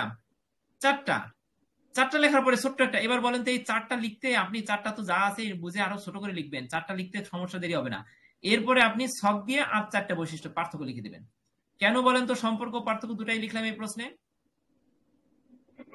কারণ এখানে দুইটা প্রশ্নের ভিতরেই ওরা দুইটা জিনিস লিখছে, যে একই জিনিস নয় আবার সম্পর্কিত। আপনি কি একমত? এখানে একমত হইলে আপনাকে কিন্তু এক জিনিস নয় সেটাও বলতে হবে, আবার সম্পর্ক আছে সেটাও বলতে হবে, আপনি একমত হইলে। তা আমি যদি একমত হইছি, কাজে আমি মূল্যবোধ এবং মনোভাবের সম্পর্কটাও লিখছি, আবার ওরা যে এক জিনিস না ওদের ভিতরে যে পার্থক্য আছে সেটাও লিখছি। ঠিক আছে, এবার দেখেন এটা পড়ি। মনোভাব এবং মূল্যবোধের সম্পর্কটা কি? মূল্যবোধ মনোভাবের ভিত্তি হিসেবে কাজ করে। এটা একটু বুঝাই, আমি না পড়ে নিজের থেকে একটু বুঝাই দেবো, তাহলে বুঝতে পারবেন। দেখেন, মূল্যবোধ মনোভাবের ভিত্তি হিসেবে কাজ করে মানে আপনি এখন দেখেন, আপনি এই যে আমার গ্রুপ স্টাডিতে আমরা আছি, ঠিক আছে, এইটার উপরে আপনার আপনার মূল্যবোধ, আপনার মূল্যবোধটা কি? যে আপনি কোনো একজন কেউ পড়াচ্ছে, তার কথা আপনি মনোযোগ সহকারে শুনতেছেন, তাকে আপনি প্রশ্ন করতেছেন, অনেকটা কি শিক্ষক ছাত্রের মতন একটা ভাব এখানে আসে কিনা গ্রুপ স্টাডিতে? আসে কিনা বলেন? আমি যে যে পড়াইতেছি, আপনারা কিন্তু অনেকে আমার শিক্ষক, অনেকে মোস্ট সিনিয়র, অবশ্যই। কিন্তু তারপরে আমি যে পড়াইতেছি মনে হচ্ছে আমি শিক্ষক, এরকম একটা ভাব আসে কিনা? আসে। যদি এসে থাকে তাহলে আমার এই যে মূল্যবোধটা যে আসতেছে, যে আমি শিক্ষকতা করতেছি বা আমি পড়াচ্ছি, এইটাই কিন্তু আমার মনোভাব তৈরি করে দিচ্ছে।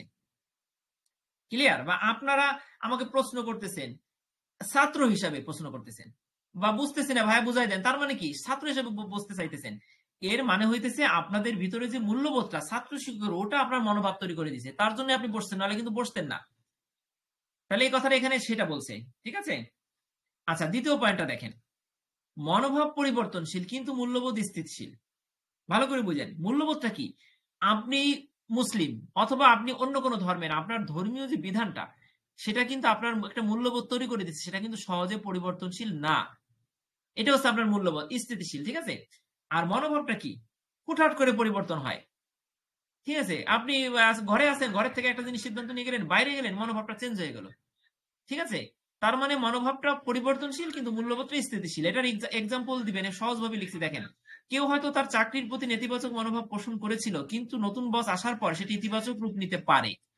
এই কোম্পানিতে চাকরি করবেন না, আপনার নেতিবাচক একটা মনোভাব তৈরি হয়েছে, কিন্তু নতুন বস আসার পর কি হয়েছে? ইতিবাচক ধ্যান ধারণার রূপ নিচ্ছে। যেমন আমি যদি আমার গল্পটা শেয়ার করি, আমি যে মাল্টিনেশনাল একটা কোম্পানিতে আছি, ঠিক আছে, সেখানে আমি কিছু কারণে, অনেক সুযোগ সুবিধা থাকার পরেও কিছু কারণে আমি চাকরি না করার সিদ্ধান্ত নিছি। এই সিদ্ধান্ত নেবার কারণে আমার ভিতরে এই যে গত 2 দিন আমি ছুটি কাটাইছি, মানে আমি যে চাকরি করবো না আমি ভাবতেছি, আমি ছুটি কাটাইতেছি, আমি কাজ ঠিক মতন করতেছি, আমার অফিসে আমার ডেস্কে আমি সবকিছু ঠিকঠাক মতন করি, কিন্তু আমার ভিতরে ওই যে করবো না একটা ভাবধারা। এখন যদি আমি নতুন কোনো বস আসে বা উনি যদি আমাকে মোটিভেট করে, তাহলে হয়তো আমি না করবো, তাহলে আমি কিন্তু রূপ চেঞ্জ হয়ে যাবে। সেটা হচ্ছে বিষয়টা, এখানে সেই এক্সাম্পলটা বলছে। আচ্ছা 3 নম্বরে কি বলছে দেখেন, মূল্যবোধ গভীর, মনোভাব তুলনামূলকভাবে অগভীর। মূল্যবোধটা কি? গভীর, মানে যেটা একবার ঢুকে আপনার বাচ্চার ভিতরে যে মূল্যবোধ ঢুকাই দিবেন, ওটা আপনার মৃত্যুর পরেও সেটা লালন করবে, এটা হচ্ছে মূল্যবোধ। আর মনোভাবটা কি?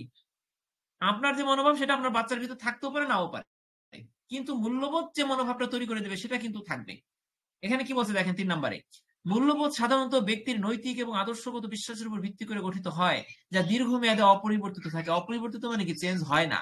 অন্যদিকে মনোভাব কোন নির্দিষ্ট বিষয় বা অভিজ্ঞতার উপর নির্ভর করে গঠিত হয়। যেমন কেউ তার সংস্কৃতির প্রতি গর্ববোধ করতে পারে, এটা হচ্ছে মূল্যবোধ।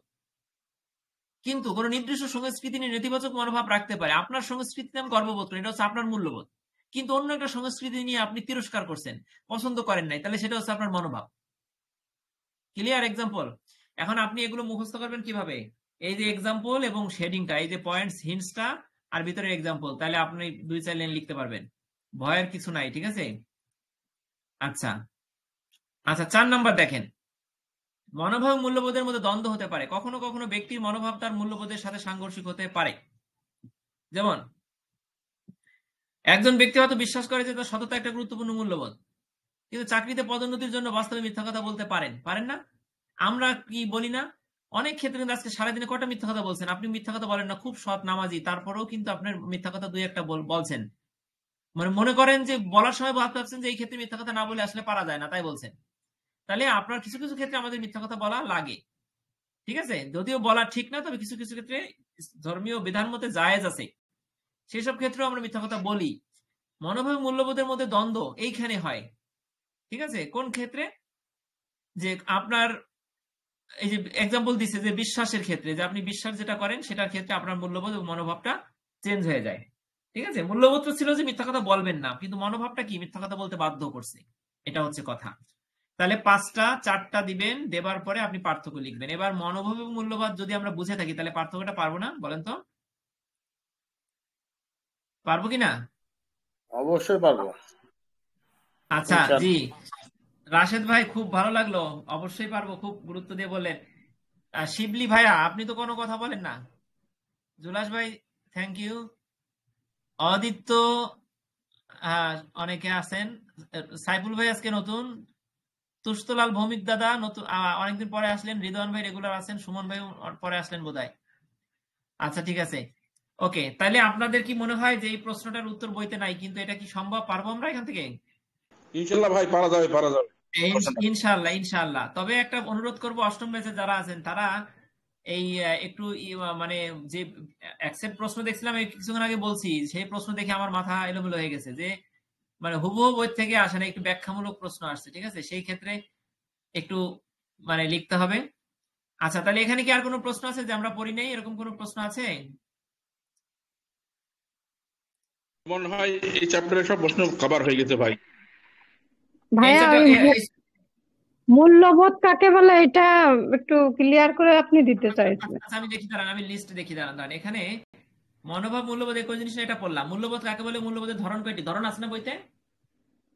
ধরন তো আমি পড়ছি কালকে, সেদিন পড়লাম না ধরন। ধারণ করছেন, শুধু মূল্যবোধ কাকে বলে এটা একটু আপনি ক্লিয়ার দিতে চাইছিলেন, কাকে বলে। আচ্ছা, মূল্যবোধের ধরন একটা জিনিস, এখানে একটা জিনিস বলি, আপনি কি দেখেন মূল্যবোধের ধরন কয়টি? মূল্যবোধ কিন্তু ধরন 2টি। এই প্রশ্নটা বুঝে রাখেন।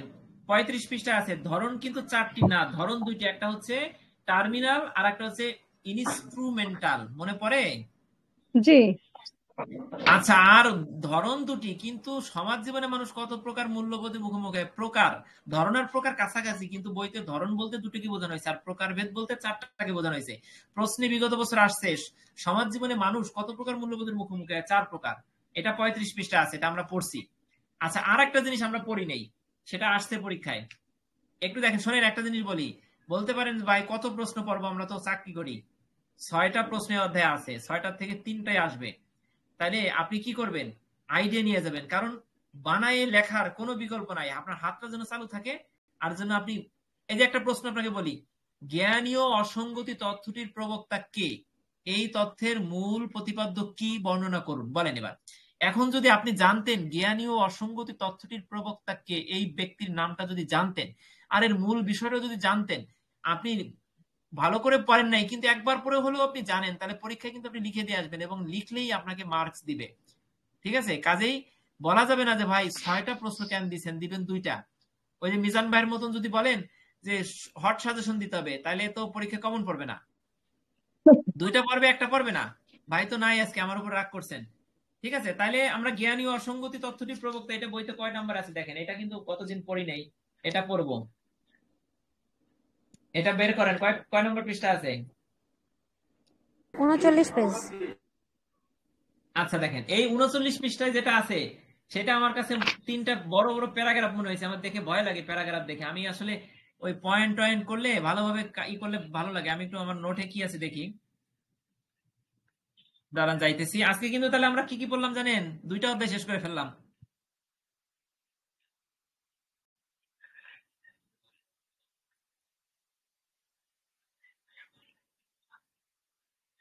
ঠিক আছে, আমরা একটু পড়ি। ঠিক আছে, এখানে আমি নোটে শুধুমাত্র উপসংহার দিছি, ভূমিকা দিছি। ঠিক আছে, আর ওই ভিতরের প্যারা তিনটা আমি অবিকল রাখছি।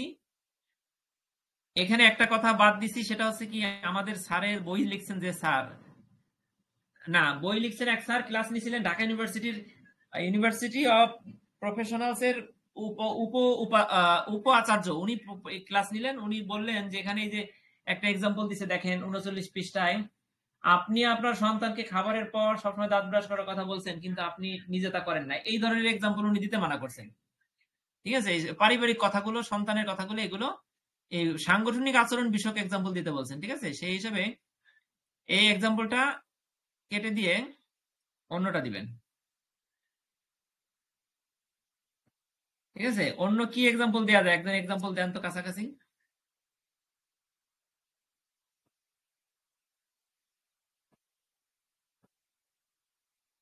এখানে কি দেওয়া যায় বলবেন কেউ?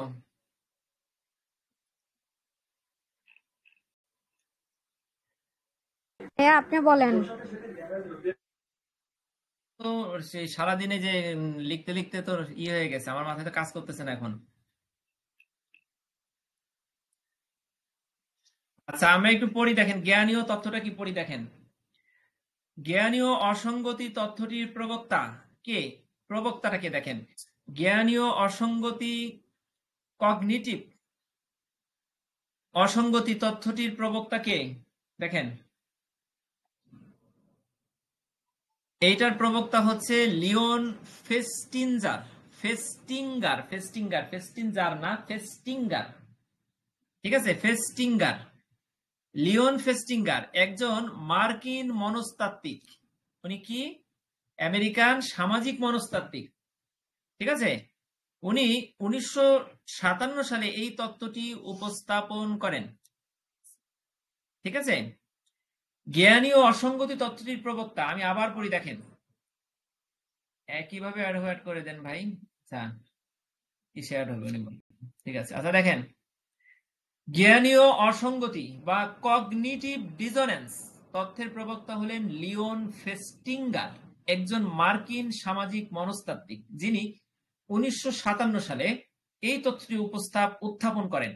ফেস্টিঙ্গারের মতে মানুষ তাদের মনস্তাত্ত্বিক সামঞ্জস্য বজায় রাখতে চায় এবং যখন তাদের বিশ্বাস, ধারণা বা আচরণে কোনো অমিল বা অসঙ্গতি ঘটে, তখন তারা মানসিক অস্বস্তি বা অসঙ্গতি অনুভব করে। মূল কথাটা কি বুঝেন নাই মনে হয় কেউ? না, এইটা পড়াই শেষ করে দিব, এটা পড়াই আমাদের ক্লাস শেষ। যারা আছেন তারা একটু থাকেন। ঠিক আছে, দেখেন আবার পড়ি। ফেস্টিঙ্গারের মতে মানুষ তাদের মনস্তাত্ত্বিক সামঞ্জস্য, এটা কি কঠিন মনে হচ্ছে আপনাদের কাছে?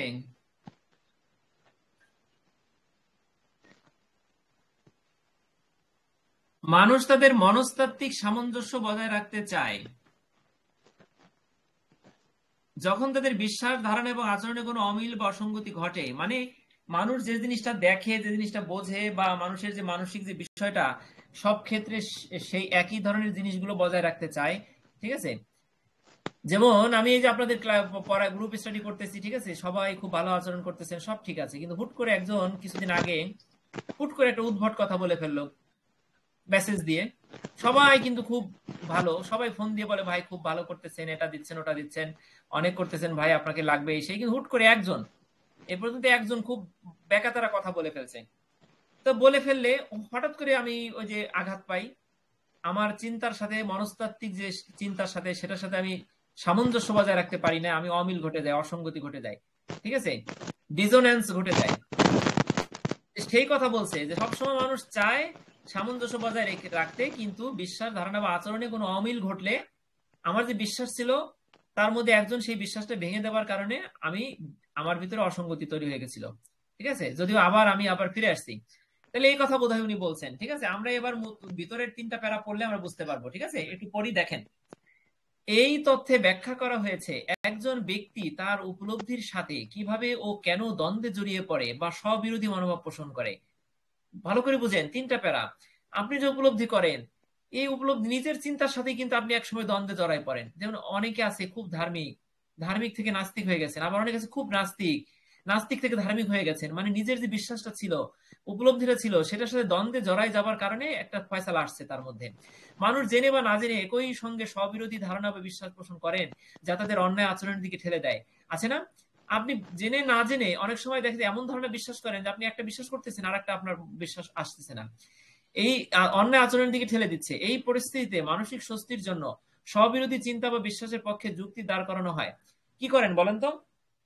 আপনি এই এই এই কালকে একজন দেখলাম, তিনি খুবই দুঃখজনক। উনি ছিলেন কি, মানে উনি বেশ কিছু বছর, মানে প্রায় 15-20 বছর ইমামতি করছেন, একজন বড় মুফতি। উনি নাস্তিকদের সম্মেলনে যেতেন, যাবার পরে ওনার এলাকার মানুষজন মনে করতেন যে উনি হয়তো বোধহয় নাস্তিকদের সম্মেলনে যাচ্ছেন, উনি হয়তো বড় একজন আলেম, উনি জ্ঞান চর্চার জন্য যাচ্ছেন বা তাদেরকে আল্লাহর পথে আনার জন্য যাচ্ছেন। কিন্তু না, উনি যে ধর্ম থেকে উনি একটা পর্যায়ে মানে ইসলাম ত্যাগ করবেন, এই চিন্তা ভাবনা থেকেই উনি কিন্তু নাস্তিকদের সম্মেলনে যাচ্ছিলেন। একটা পর্যায়ে উনি এখন পুরোপুরি ভাবে ইসলাম বিরোধী হয়ে গেছেন, উনি ইসলামের বিরুদ্ধে কথা বলতেছেন। ঠিক আছে, তার মানে কি, উনি এখন ইসলামের বিরুদ্ধে কথা বলার জন্য উনি কিন্তু অনেক যুক্তি দাঁড় করাইছেন।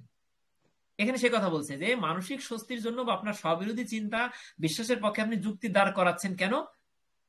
ওই যে আপনার আপনার নিজেকে টিকিয়ে রাখার জন্য। মূলত এই তথ্যে মানুষ কিভাবে তার অভ্যন্তরীণ সংহতির জন্য সংগ্রাম করে তার উপর আলোকপাত করা হয়েছে। মানে আমরা যেটা বুঝলাম, এই তথ্যে মানুষ কিভাবে তার অভ্যন্তরীণ সংহতির জন্য, মানে নিজের ভিতরে যেটা বিশ্বাস করতেছেন আর যেটা করতেছেন না, এই যে দ্বন্দ্ব, এই দ্বন্দ্বের সাথে সংগ্রাম করার জন্য মানুষ কিভাবে সংগ্রামটা করে, এইখানে অসঙ্গতি তথ্যে সেই কথাটা বলা হয়েছে। তাহলে কি আপনারা অসঙ্গতি তথ্যের মূল বিষয়টা কি বুঝতে পারছেন? এবার দেখেন, সাধারণত ব্যক্তির মধ্যে অসঙ্গতি দেখা দেয় যখন সে মানসিকভাবে দুর্দশাগ্রস্ত বা দুর্বল হয়। এ সময় ব্যক্তির মনোভাব এবং আচরণের মধ্যে তারতম্য দেখা দেয়। এই তথ্য মনোভাব এবং আচরণের মধ্যকার সংযোগ স্থাপন কিভাবে হয় তা ব্যাখ্যা করার চেষ্টা করেছে। জ্ঞানীয় অসঙ্গতি বলতে যে কোনো অসঙ্গতিকে বোঝায়। মানে জ্ঞানীয় অসঙ্গতি বলতে যে কোনো অসঙ্গতিকে বোঝাইছে, শুধু জ্ঞানের অসঙ্গতি না, যে কোনো অসঙ্গতি। দেখেন, যখন কোনো ব্যক্তি 2 বা ততোধিক মনোভাব কিংবা আচরণ এবং মনোভাব একই সাথে ধারণ করে, যখন আপনি 2 বা ততোধিক আচরণ মনোভাব একই সাথে ধারণ করেন, তখনই আপনার মধ্যে জ্ঞানীয় অসঙ্গতি তৈরি হবে। ঠিক আছে, অনেকে আছে না যে ঘরে একটা, সমাজে একটা, বাইরে গেলে বন্ধু বান্ধবের সাথে আরেকটা, তখন কিন্তু রাত্রে এসে কিন্তু তার ভিতরে দ্বন্দ্ব তৈরি হয়। ফেস্টিঙ্গার যুক্তি দেন কি, যে কোনো ধরনের অসঙ্গতি অস্বস্তিকর এবং ব্যক্তি তার মধ্যকার বিদ্যমান অস্বস্তি কমিয়ে আনার জন্য ওই অসঙ্গতিগুলো কমিয়ে আনার চেষ্টা করে। অস্বস্তি এবং ভিতরে যে দ্বন্দ্ব, যুদ্ধ, সংঘাত, সেটা কমিয়ে আনার জন্য ওই অসঙ্গতিগুলো কমিয়ে আনার চেষ্টা করে মানুষ। ঠিক আছে, আচ্ছা দেখেন, কোন ব্যক্তি সম্পূর্ণভাবে অসঙ্গতিকে এড়িয়ে চলতে পারে না। উদাহরণস্বরূপ, আপনি আপনার সন্তানকে খাবারের পর সবসময় দাঁত ব্রাশ করার কথা বলছেন, কিন্তু আপনি নিজে তা করেন না। এক্ষেত্রে আপনার মনোভাবে যেমন অসঙ্গতি রয়েছে, তেমনি আপনার মনোভাব এবং আচরণ দুটোই স্ববিরোধী। যে উপাদানগুলো আপনার মধ্যে অসঙ্গতি তৈরি করেছে, সেগুলো যদি তুলনামূলকভাবে কম গুরুত্বপূর্ণ হয়, যেমন আপনি দাঁত ব্রাশ করার কথা বলছেন, আপনি নিজে করতে করতেছেন না, সন্তানকে বলতেছেন, তার মানে নিজে করলে সন্তান কিন্তু দেখতো। ঠিক আছে, এখানে বিষয়টা হচ্ছে কি বলছে, যে উপাদানগুলো আপনার মধ্যে অসঙ্গতি তৈরি করছে, সেগুলো যদি তুলনামূলকভাবে কম গুরুত্বপূর্ণ হয়, তাহলে অসামঞ্জস্য দূর করার প্রয়াসও কম হয়। আপনি দেখেন, আপনি দাঁত ব্রাশ করার যদি কম গুরুত্বপূর্ণ হয়, তাহলে আপনি যে অসামঞ্জস্যতা নিজের ভিতরে যে আপনি করতেছেন, বাচ্চাকে করতেছেন না, বাচ্চাকে করাচ্ছেন, এই অসামঞ্জস্যতা দূর করার চেষ্টা আপনার কম হবে আপনি যদি নিজে দাঁত ব্রাশ না করেন। আবার প্রভাব বিস্তারকারী উপাদানগুলো যদি নিয়ন্ত্রণে অযোগ্য হয়, মনোভাব পরিবর্তন খুব একটা আগ্রহ ব্যক্তির মধ্যে থাকে না। ঠিক আছে, আচ্ছা আমি এই লাইনটা কেটে দিলাম নোটের থেকে। তাহলে আপনি এখানে এভাবে দিবেন। আর উপসংহারে কি বলছে, উপসংহারটা বইতে আমি নিজে লিখে, দেখেন এই তথ্যটি এমন, উপসংহারটা একটু বোঝাই দিই। দেখেন, ওটা তো বইতে আছে, উপসংহারটা একটু বুঝলে বোধহয় একটু ভালো হবে। দেখেন, এই তথ্যটি এমন এক পরিস্থিতিতে বর্ণনা করে, যে এমন একটি পরিস্থিতিকে বর্ণনা করে যেখানে একজন ব্যক্তি 2 বা দুটি বিশ্বাসের মধ্যে দ্বন্দ্ব অনুভব করে, যা একে অপরের সাথে সাংঘর্ষিক বা অমিল। ক্লিয়ার কথাটা? তাহলে উপসংহার বুঝলে আপনি পুরো প্রশ্নটা বুঝতে পারবেন। এই তথ্যটি এমন এক পরিস্থিতিকে বর্ণনা করবে যেখানে একজন ব্যক্তি 2 বা দুটি বিশ্বাসের মধ্যে দ্বন্দ্ব অনুভব করে, যা একে অপরের সাথে সাংঘর্ষিক বা অমিল। এটি একটি মানসিক চাপ সৃষ্টি করে, যা মানুষ মেনে নিতে চায় না, আর সেই কারণেই তারা এই অসঙ্গতিকে কমানোর চেষ্টা করে। আপনি কি বুঝতে পারছেন? উপসংহারটা পুরো অসঙ্গতি তথ্যকে মিন করছে। তাহলে আমরা শেষ করে দিব, অনেকক্ষণ কথা বললাম। জি ভাইয়া, ঠিক আছে ভাই। ঠিক আছে, তাহলে এই প্রশ্নটা আমরা পড়লাম। আমরা কালকে পঞ্চম অধ্যায় পড়বো, সবাই থাকেন। 3টা তথ্য আছে, চাহিদা তথ্য, এগুলো আমরা পড়বো। ঠিক আছে, জি তাহলে ভাইয়া। আজকের মতো এখানেই। আচ্ছা ঠিক আছে, তাহলে আমরা রেখে দিচ্ছি। কেউ কিছু বলবেন না রেখে দিব? কি কিছু না বললে রেখে দেন ভাই, কেউ যদি না কিছু বলতে চাই। একটু কথা বলবো ভাইয়া। আপনাকে বলেন, বলেন বলেন বলেন। আমি জুলহাস ভাই বলেন, জুলহাস ভাই বলেন। জি ভাইয়া, আমরা নোট বা মানে যে শর্ট নোট যেটা করছেন, এটা আমরা কিভাবে পাবো, বা একটু যদি বলেন তাহলে ভালো হয়। একজন আপু অবশ্য যোগাযোগ করছেন আমার সাথে, তো হ্যাঁ, অ্যাকচুয়ালি আমরা কি করব একটু কাইন্ডলি আপনি যদি বলতেন তাহলে ভালো হতো। আপনার সাথে আমাদের সভাপতি ফারজানা, ইয়াসমিন এবং সুলতানা দুজনই যোগাযোগ করতে পারে। কে করছে আমি জানি না, তবে বিষয়টা হচ্ছে একজন যে করছে অবশ্য। হ্যাঁ, আপনি যদি সবগুলো নিতে চান আমাকে জানাবেন, এবং ঈদের আগে আমি সবগুলো শেষ করবো ইনশাল্লাহ। তখন ঈদের আগে অথবা ঈদের কেবলই পরে দোকানপাট খুললে আমি কুরিয়ার করে সবগুলো দিয়ে দেবো। আর যদি চান যে সবগুলো আপনি নিবেন কিন্তু আপাতত পরিসংখ্যানটা নিতে চাচ্ছেন, তাহলে পরিসংখ্যানে নিতে পারেন। আবার আপনি যদি চান পরিসংখ্যান এবং সাংগঠনিক আচরণ, যেটা এই যে এখন স্ক্রিন শেয়ার দিলাম, এই দুটো রেডি হয়ে গেছে। সাংগঠনিক আচরণ কালকে রেডি হয়ে যাবে, এমনকি কালকে আরো একটা সাবজেক্ট কিছু ধরা আছে, ওটাও রেডি হয়ে যেতে পারে। আপনি চাইলে 2 দিনের মধ্যে 3টা সাবজেক্ট পাবেন, অথবা ঈদের আগে 5টাই পেয়ে যাবেন। ঠিক আছে, আপনাকে অর্ডার করতে হবে, তাহলে কুরিয়ার করে প্রিন্ট করে বাইন্ডিং করে দিয়ে দেবো। আচ্ছা আচ্ছা ঠিক আছে ভাই। আর সাজেশনটা এটার ভিতরে যদি আপনি, হ্যাঁ এই নোটের ভিতরে সাজেশন আছে। ঠিক আছে, আর চূড়ান্ত সাজেশন যদি আমরা পরীক্ষার আগে মেইন ক্যাম্পাস থেকে কিছু স্যারটা দেয়, যারা টিউটর শিক্ষকরা আছেন দেয়, তাহলে সেটা হয়তো আপনাদের অবশ্যই শেয়ার করবো, বলে দেবো। আর আপাতত যা এই যে হ্যান্ড নোটে আছে এইটাই সাজেশন। কেউ যদি আপনাকে একটা শর্ট দেয় তাহলে বুঝতে হবে সে ই করতেছে, এটা কি বাংলা দেবো আমি, সে মানে এটা তার ধান্দা। শর্ট বলে কিছু নাই, আপনাকে অবশ্যই আইডিয়া নিয়ে যেতে হবে। 5টা প্রশ্ন, 5টা 6টার বেশি প্রশ্ন, 4টা 3টার বেশি প্রশ্ন আমার সাজেশনে নাই, কিন্তু আইডিয়া নিয়ে যেতে হবে। ঠিক আছে, যাতে আপনি বানাই লিখতে পারেন। এমন যদি হয় যে আপনি 2টা প্রশ্ন পড়ে গেছেন, একটা প্রশ্ন কমন পড়ে নাই, তাহলে আপনি কি লিখে আসবেন বলেন তো? আইডিয়া নেওয়া জরুরি, আমি এইটা বলবো সবাইকে। ঠিক আছে, সাজেশন এটার ভিতরে আছে। আর যদি কেউ সাজেশন নিতে চান শুধু, তাহলে কালকে সন্ধ্যার নাগাদ 8ম ব্যাচের জন্য সাজেশন একটা আমার ওয়েবসাইটে ছিল, ওটা আপডেটেড না, ভালো একটা সাজেশন। ঠিক আছে, ওটা কালকে নাগাদ পিডিএফ ফাইল আকারে তৈরি হয়ে যেতে পারে ইনশাল্লাহ, তখন ওটা হলে ওটা নিতে পারবেন। ঠিক আছে, আর ওনাদের সাথে যোগাযোগ করেন, আমাকে মেসেজ দিন, ওনারা বলে দিবে আর কি। ঠিক আছে, এইটাই আর কি। ঠিক আছে ভাইয়া। আচ্ছা সোনিয়া, মাহমুদ আপা কি বলছিলেন? ভাইয়া কালকে তো ফ্রাইডে, সবারই কম বেশি বন্ধ, কালকে ক্লাস টাইম কি চেঞ্জ করবেন এত রাতে না দিয়ে? হ্যাঁ, কালকে অবশ্যই রাত, আমি বলি কালকে না, আবার অনেকের ঠিক আছে, হ্যাঁ সেটাই, সবারই শুক্রবার বন্ধ, কালকে করা যায়, দিনের বেলা করা যায়। কালকে আমি বলি শনিবারের দিন সকাল 6টায় আমার অফিস। ঠিক আছে, আমি শনিবার কিছুতেই শুক্রবার রাত 10টায় আমি মানে পারবো না ক্লাস করাইতে। ঠিক আছে, আগামী সপ্তাহ ধরে কখন 10টায় হবে না। ঠিক আছে, হলে অবশ্যই সন্ধ্যার সময় হবে, মানে ওয়ার্কিং ডেতে। আর শুক্রবার যেহেতু, যদি সবাই বলেন, এখান থেকে কমপক্ষে সবাই যদি বলেন, তাহলে দিনের বেলা হতে পারে।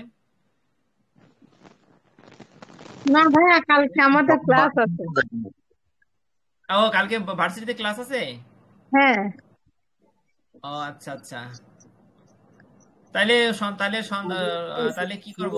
আবার সন্ধ্যার সময় তো হয় না, সন্ধ্যার সময় 1 ঘন্টার বেশি হয় না, 6টা 40 থেকে 7টা 40, 1 ঘন্টায় পড়ি। তাহলে কালকে ধরেন দুপুর 3টার দিকে হয় না? হ্যাঁ, 3টার দিকেও হয়, সমস্যা নাই, হইলে হয়। কিন্তু 3টার দিকে সময় কতজন দিতে পারবে, এটা হলো বিষয়। তবে মনে হয় সকালে হলে ওইভাবে হয় না সময় ওইদিকে। হ্যাঁ ভাই, শিবলি ভাই, একজনের হয়, তার একজনের হয় না, অনেক চেষ্টা করছি টাইম দিয়ে। ঠিক আছে, জাস্ট আমি একটা করলাম আর কি, এটা তো কিছু না। বুঝতে পারছি, হ্যাঁ অবশ্যই, সেটাই জাস্ট মতামত, বুঝতে পারছি ভাই। আলম ভাই, আমাদের তো 8ম ব্যাচে যারা, তাদের তো পরীক্ষা, তাদের তো কোনো ক্লাস নাই। হ্যাঁ, আর 9ম ব্যাচে যারা আছে তাদের তো ক্লাস আছে, কিন্তু আমাদের তো মেইনলি প্রয়োজন হলো 8ম ব্যাচের জন্য, যেহেতু আমাদের পরীক্ষা সামনে। তাহলে আমাদের দেখা যাচ্ছে যে 8ম ব্যাচের এই পরীক্ষা যেহেতু সামনে, এই জন্য আমরা একটা সময় করে কালকে 9টার পর বা 10টার পর 1-1.5 ঘন্টা আমরা স্টাডিটা করতে পারি। এখন 9টার পরে তো যে নামাজ থাকে ভাই সবার, এটার জন্য তো হবে না, রোজার দিন না।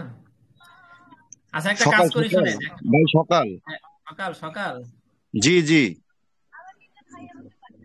সকাল 9টা বা 10টা। সকালে সবাই তোমার অনেকে ঘুমিয়ে থাকে বোধহয় নামাজের পর পর 9টা-10টায় ঘুমের 9টা অনেকে আছে না? 9টা 9:30 10টার সময় শুরু করা যায়, আর 10টা পর্যন্ত কেউ ঘুমিয়ে থাকার তো কথা না। আচ্ছা দেখেন ঠিক আছে অনেকেই তো তাহলে। আছে, মতামতটা আসলে নেওয়া দরকার সকলের, কেউ তো বলতেছে না, একজনের মতামত দিতে হবে না। যাদের প্রয়োজন অবশ্যই তারা ঘুমাবে না, ক্লাস অবশ্যই করবে। আমার জি মনে জি হয় যদি প্রয়োজন থাকে, সে মনে করে আমি ঘুমাবো না, আমি একটু ভাই কষ্ট করে আমাদের আচ্ছা ভাই পড়ছি, শোনেন, আমরা তবে বসে। কালকে তাহলে আমি রাজি আছি। কালকে ক্লাসটা কেমন হবে আমি বলি। কালকের ক্লাসটা কেমন হবে আমি বলি। কালকে ক্লাসে যদি আমরা বসি তাইলে অষ্টম ব্যাচের জন্য অগ্রাধিকার দিয়ে হবে, এবং ক্লাসের ফাঁকে ফাঁকে এই কিছু একটা প্রশ্ন আমরা পড়ার পরে সেই প্রশ্নটা আমরা হাতে নিয়ে সেই প্রশ্নটা জায়গায় বসে একটু নিজেরা বারবার পড়বো, পরে একজন আরেকজনকে দিয়ে ধরাবো দরকার হয়। ঠিক আছে, কালকে ক্লাসটা এইভাবে হতে পারে, অষ্টম ব্যাচের জন্য ভালো হয়। জি ভাইয়া। ভাইয়া সকল সেক্ষেত্রে নতুন কিছু পড়ানো তো আমরা একটু বঞ্চিত হই। না আমার মনে হয় যেহেতু সামনে অষ্টম ব্যাচের পরীক্ষা, সেক্ষেত্রে তাদের একটু অগ্রাধিকার দেওয়া উচিত, এটা আমাদের দায়িত্ব। ঠিক আছে, আমরা না হয় অপশনাল, আমরা যারা থাকবো তারা অপশনাল পয়েন্ট হয়ে থাকবো। সেক্ষেত্রে আপনারা রিভাইজ করেন, আমাদের জন্য নতুন কিছু মানে একটু রাখবেন, কারণ আমরা তো অনেক কিছু বুঝি না, একটু টাচ দিলে আমরা অনেক কিছু। এই যে আজকে 30তম ক্লাস, যে পরিমাণ পড়াইলাম, আপনার ব্যবসায় পরিসংখ্যান, সাংগঠনিক আচরণ, এই দুইটা বই তো শেষ করে দিছি আপা। আপনাদের টিচাররাও কিন্তু এরকম ভাবে শেষ করে নাই। না না না ভাইয়া, সেজন্য অসংখ্য ধন্যবাদ আপনাকে। হ্যাঁ সেটাই। তবে আমার অষ্টম ব্যাচের পড়া যদি হয়ে যায়, তাহলে আমি বই বন্ধ করে আপনারা নবম ব্যাচে সবাই আসবেন, আমি বই বন্ধ করে আমি মুখস্থ পড়াই যাব, সেটা হচ্ছে পরীক্ষার পরে। ঠিক আছে, মাঝে বোধহয় পরীক্ষার সময় একটু তাড়াহুড়া করে আমরা একটু নিজেদের স্বার্থটা একটু দেখতে হবে অষ্টম ব্যাচে। ঠিক আছে, পাশাপাশি আপনারা উপকৃত হবেন অবশ্যই। ঠিক আছে, কালকে আমরা চাইলে পঞ্চম অধ্যায়ও পড়তে পারি। পঞ্চম অধ্যায়ের টেকনিক্যাল আছে রুল ভাই, ওই অধ্যায়টাই মানে প্রশ্নগুলো আমরা মুখস্থ করে ফেলাই পঞ্চম। ভাইয়া ওই সোপানের এগুলো আমাদের একটু দরকার। শোনেন কালকের তাহলে রুটিনটা দিয়ে দেই। কালকে পঞ্চম অধ্যায় মুখস্থ করে ফেলবো। আমাদের 1 থেকে 5 পর্যন্ত চোখ বুঝে 5টা সেট প্রশ্ন আসে, আর 6 পরের থেকে 10 পর্যন্ত 3টা সেট প্রশ্ন আসে। তাহলে 1 থেকে 5 পর্যন্ত খুব গুরুত্বপূর্ণ, আমরা কালকে 5 ঠোঁটস্থ মুখস্থ করে উঠবো। ঠিক আছে, তাহলে এটাই থাকলো কথা। আচ্ছা ঠিক আছে, আর কথা বাড়াবো না, তাই সবাইকে আল্লাহ ভালো রাখুক, আমরা রেখে দিই। আসসালামু আলাইকুম। ওয়ালাইকুম আসসালাম। পুরোনো ক্লাসগুলো একটু দিয়ে দিয়েন লিংক গুলো। হ্যাঁ, পুরনো একটা ক্লাস বাকি আছে, ওটা সময় পাইতেছি না, আবার দিয়ে দেবো। আচ্ছা দিয়ে দেবো, আমি দেখি টাইম পাই কিনা, আজকে পাই কিনা। আচ্ছা, আর আপনারা যে ক্লাসটা করেন আগামীকাল ওটাও দিয়ে দিয়েন। হ্যাঁ, সবগুলো রেকর্ড করতেছি, সবগুলো ইউটিউবে দিয়ে দেবো। ঠিক আছে, আপনারা দেখেন তো, লাইক দেন না তো আমার ইউটিউবে। 100 জন দেখছেন, তাহলে ক্লাস কি এত খারাপ করাই? লাইক দেন নাই, সাবস্ক্রাইব করেন নাই। 100 জন একটা ভিডিও দেখছেন, সাবস্ক্রাইবার মাত্র কত 20 বোধ হয়, তাহলে কিভাবে হইলো? যদিও সাবস্ক্রাইবার, আমি তো বেঁচে খাবো না। ঠিক আছে, রাখি তাহলে, মজা করলাম, রাখি।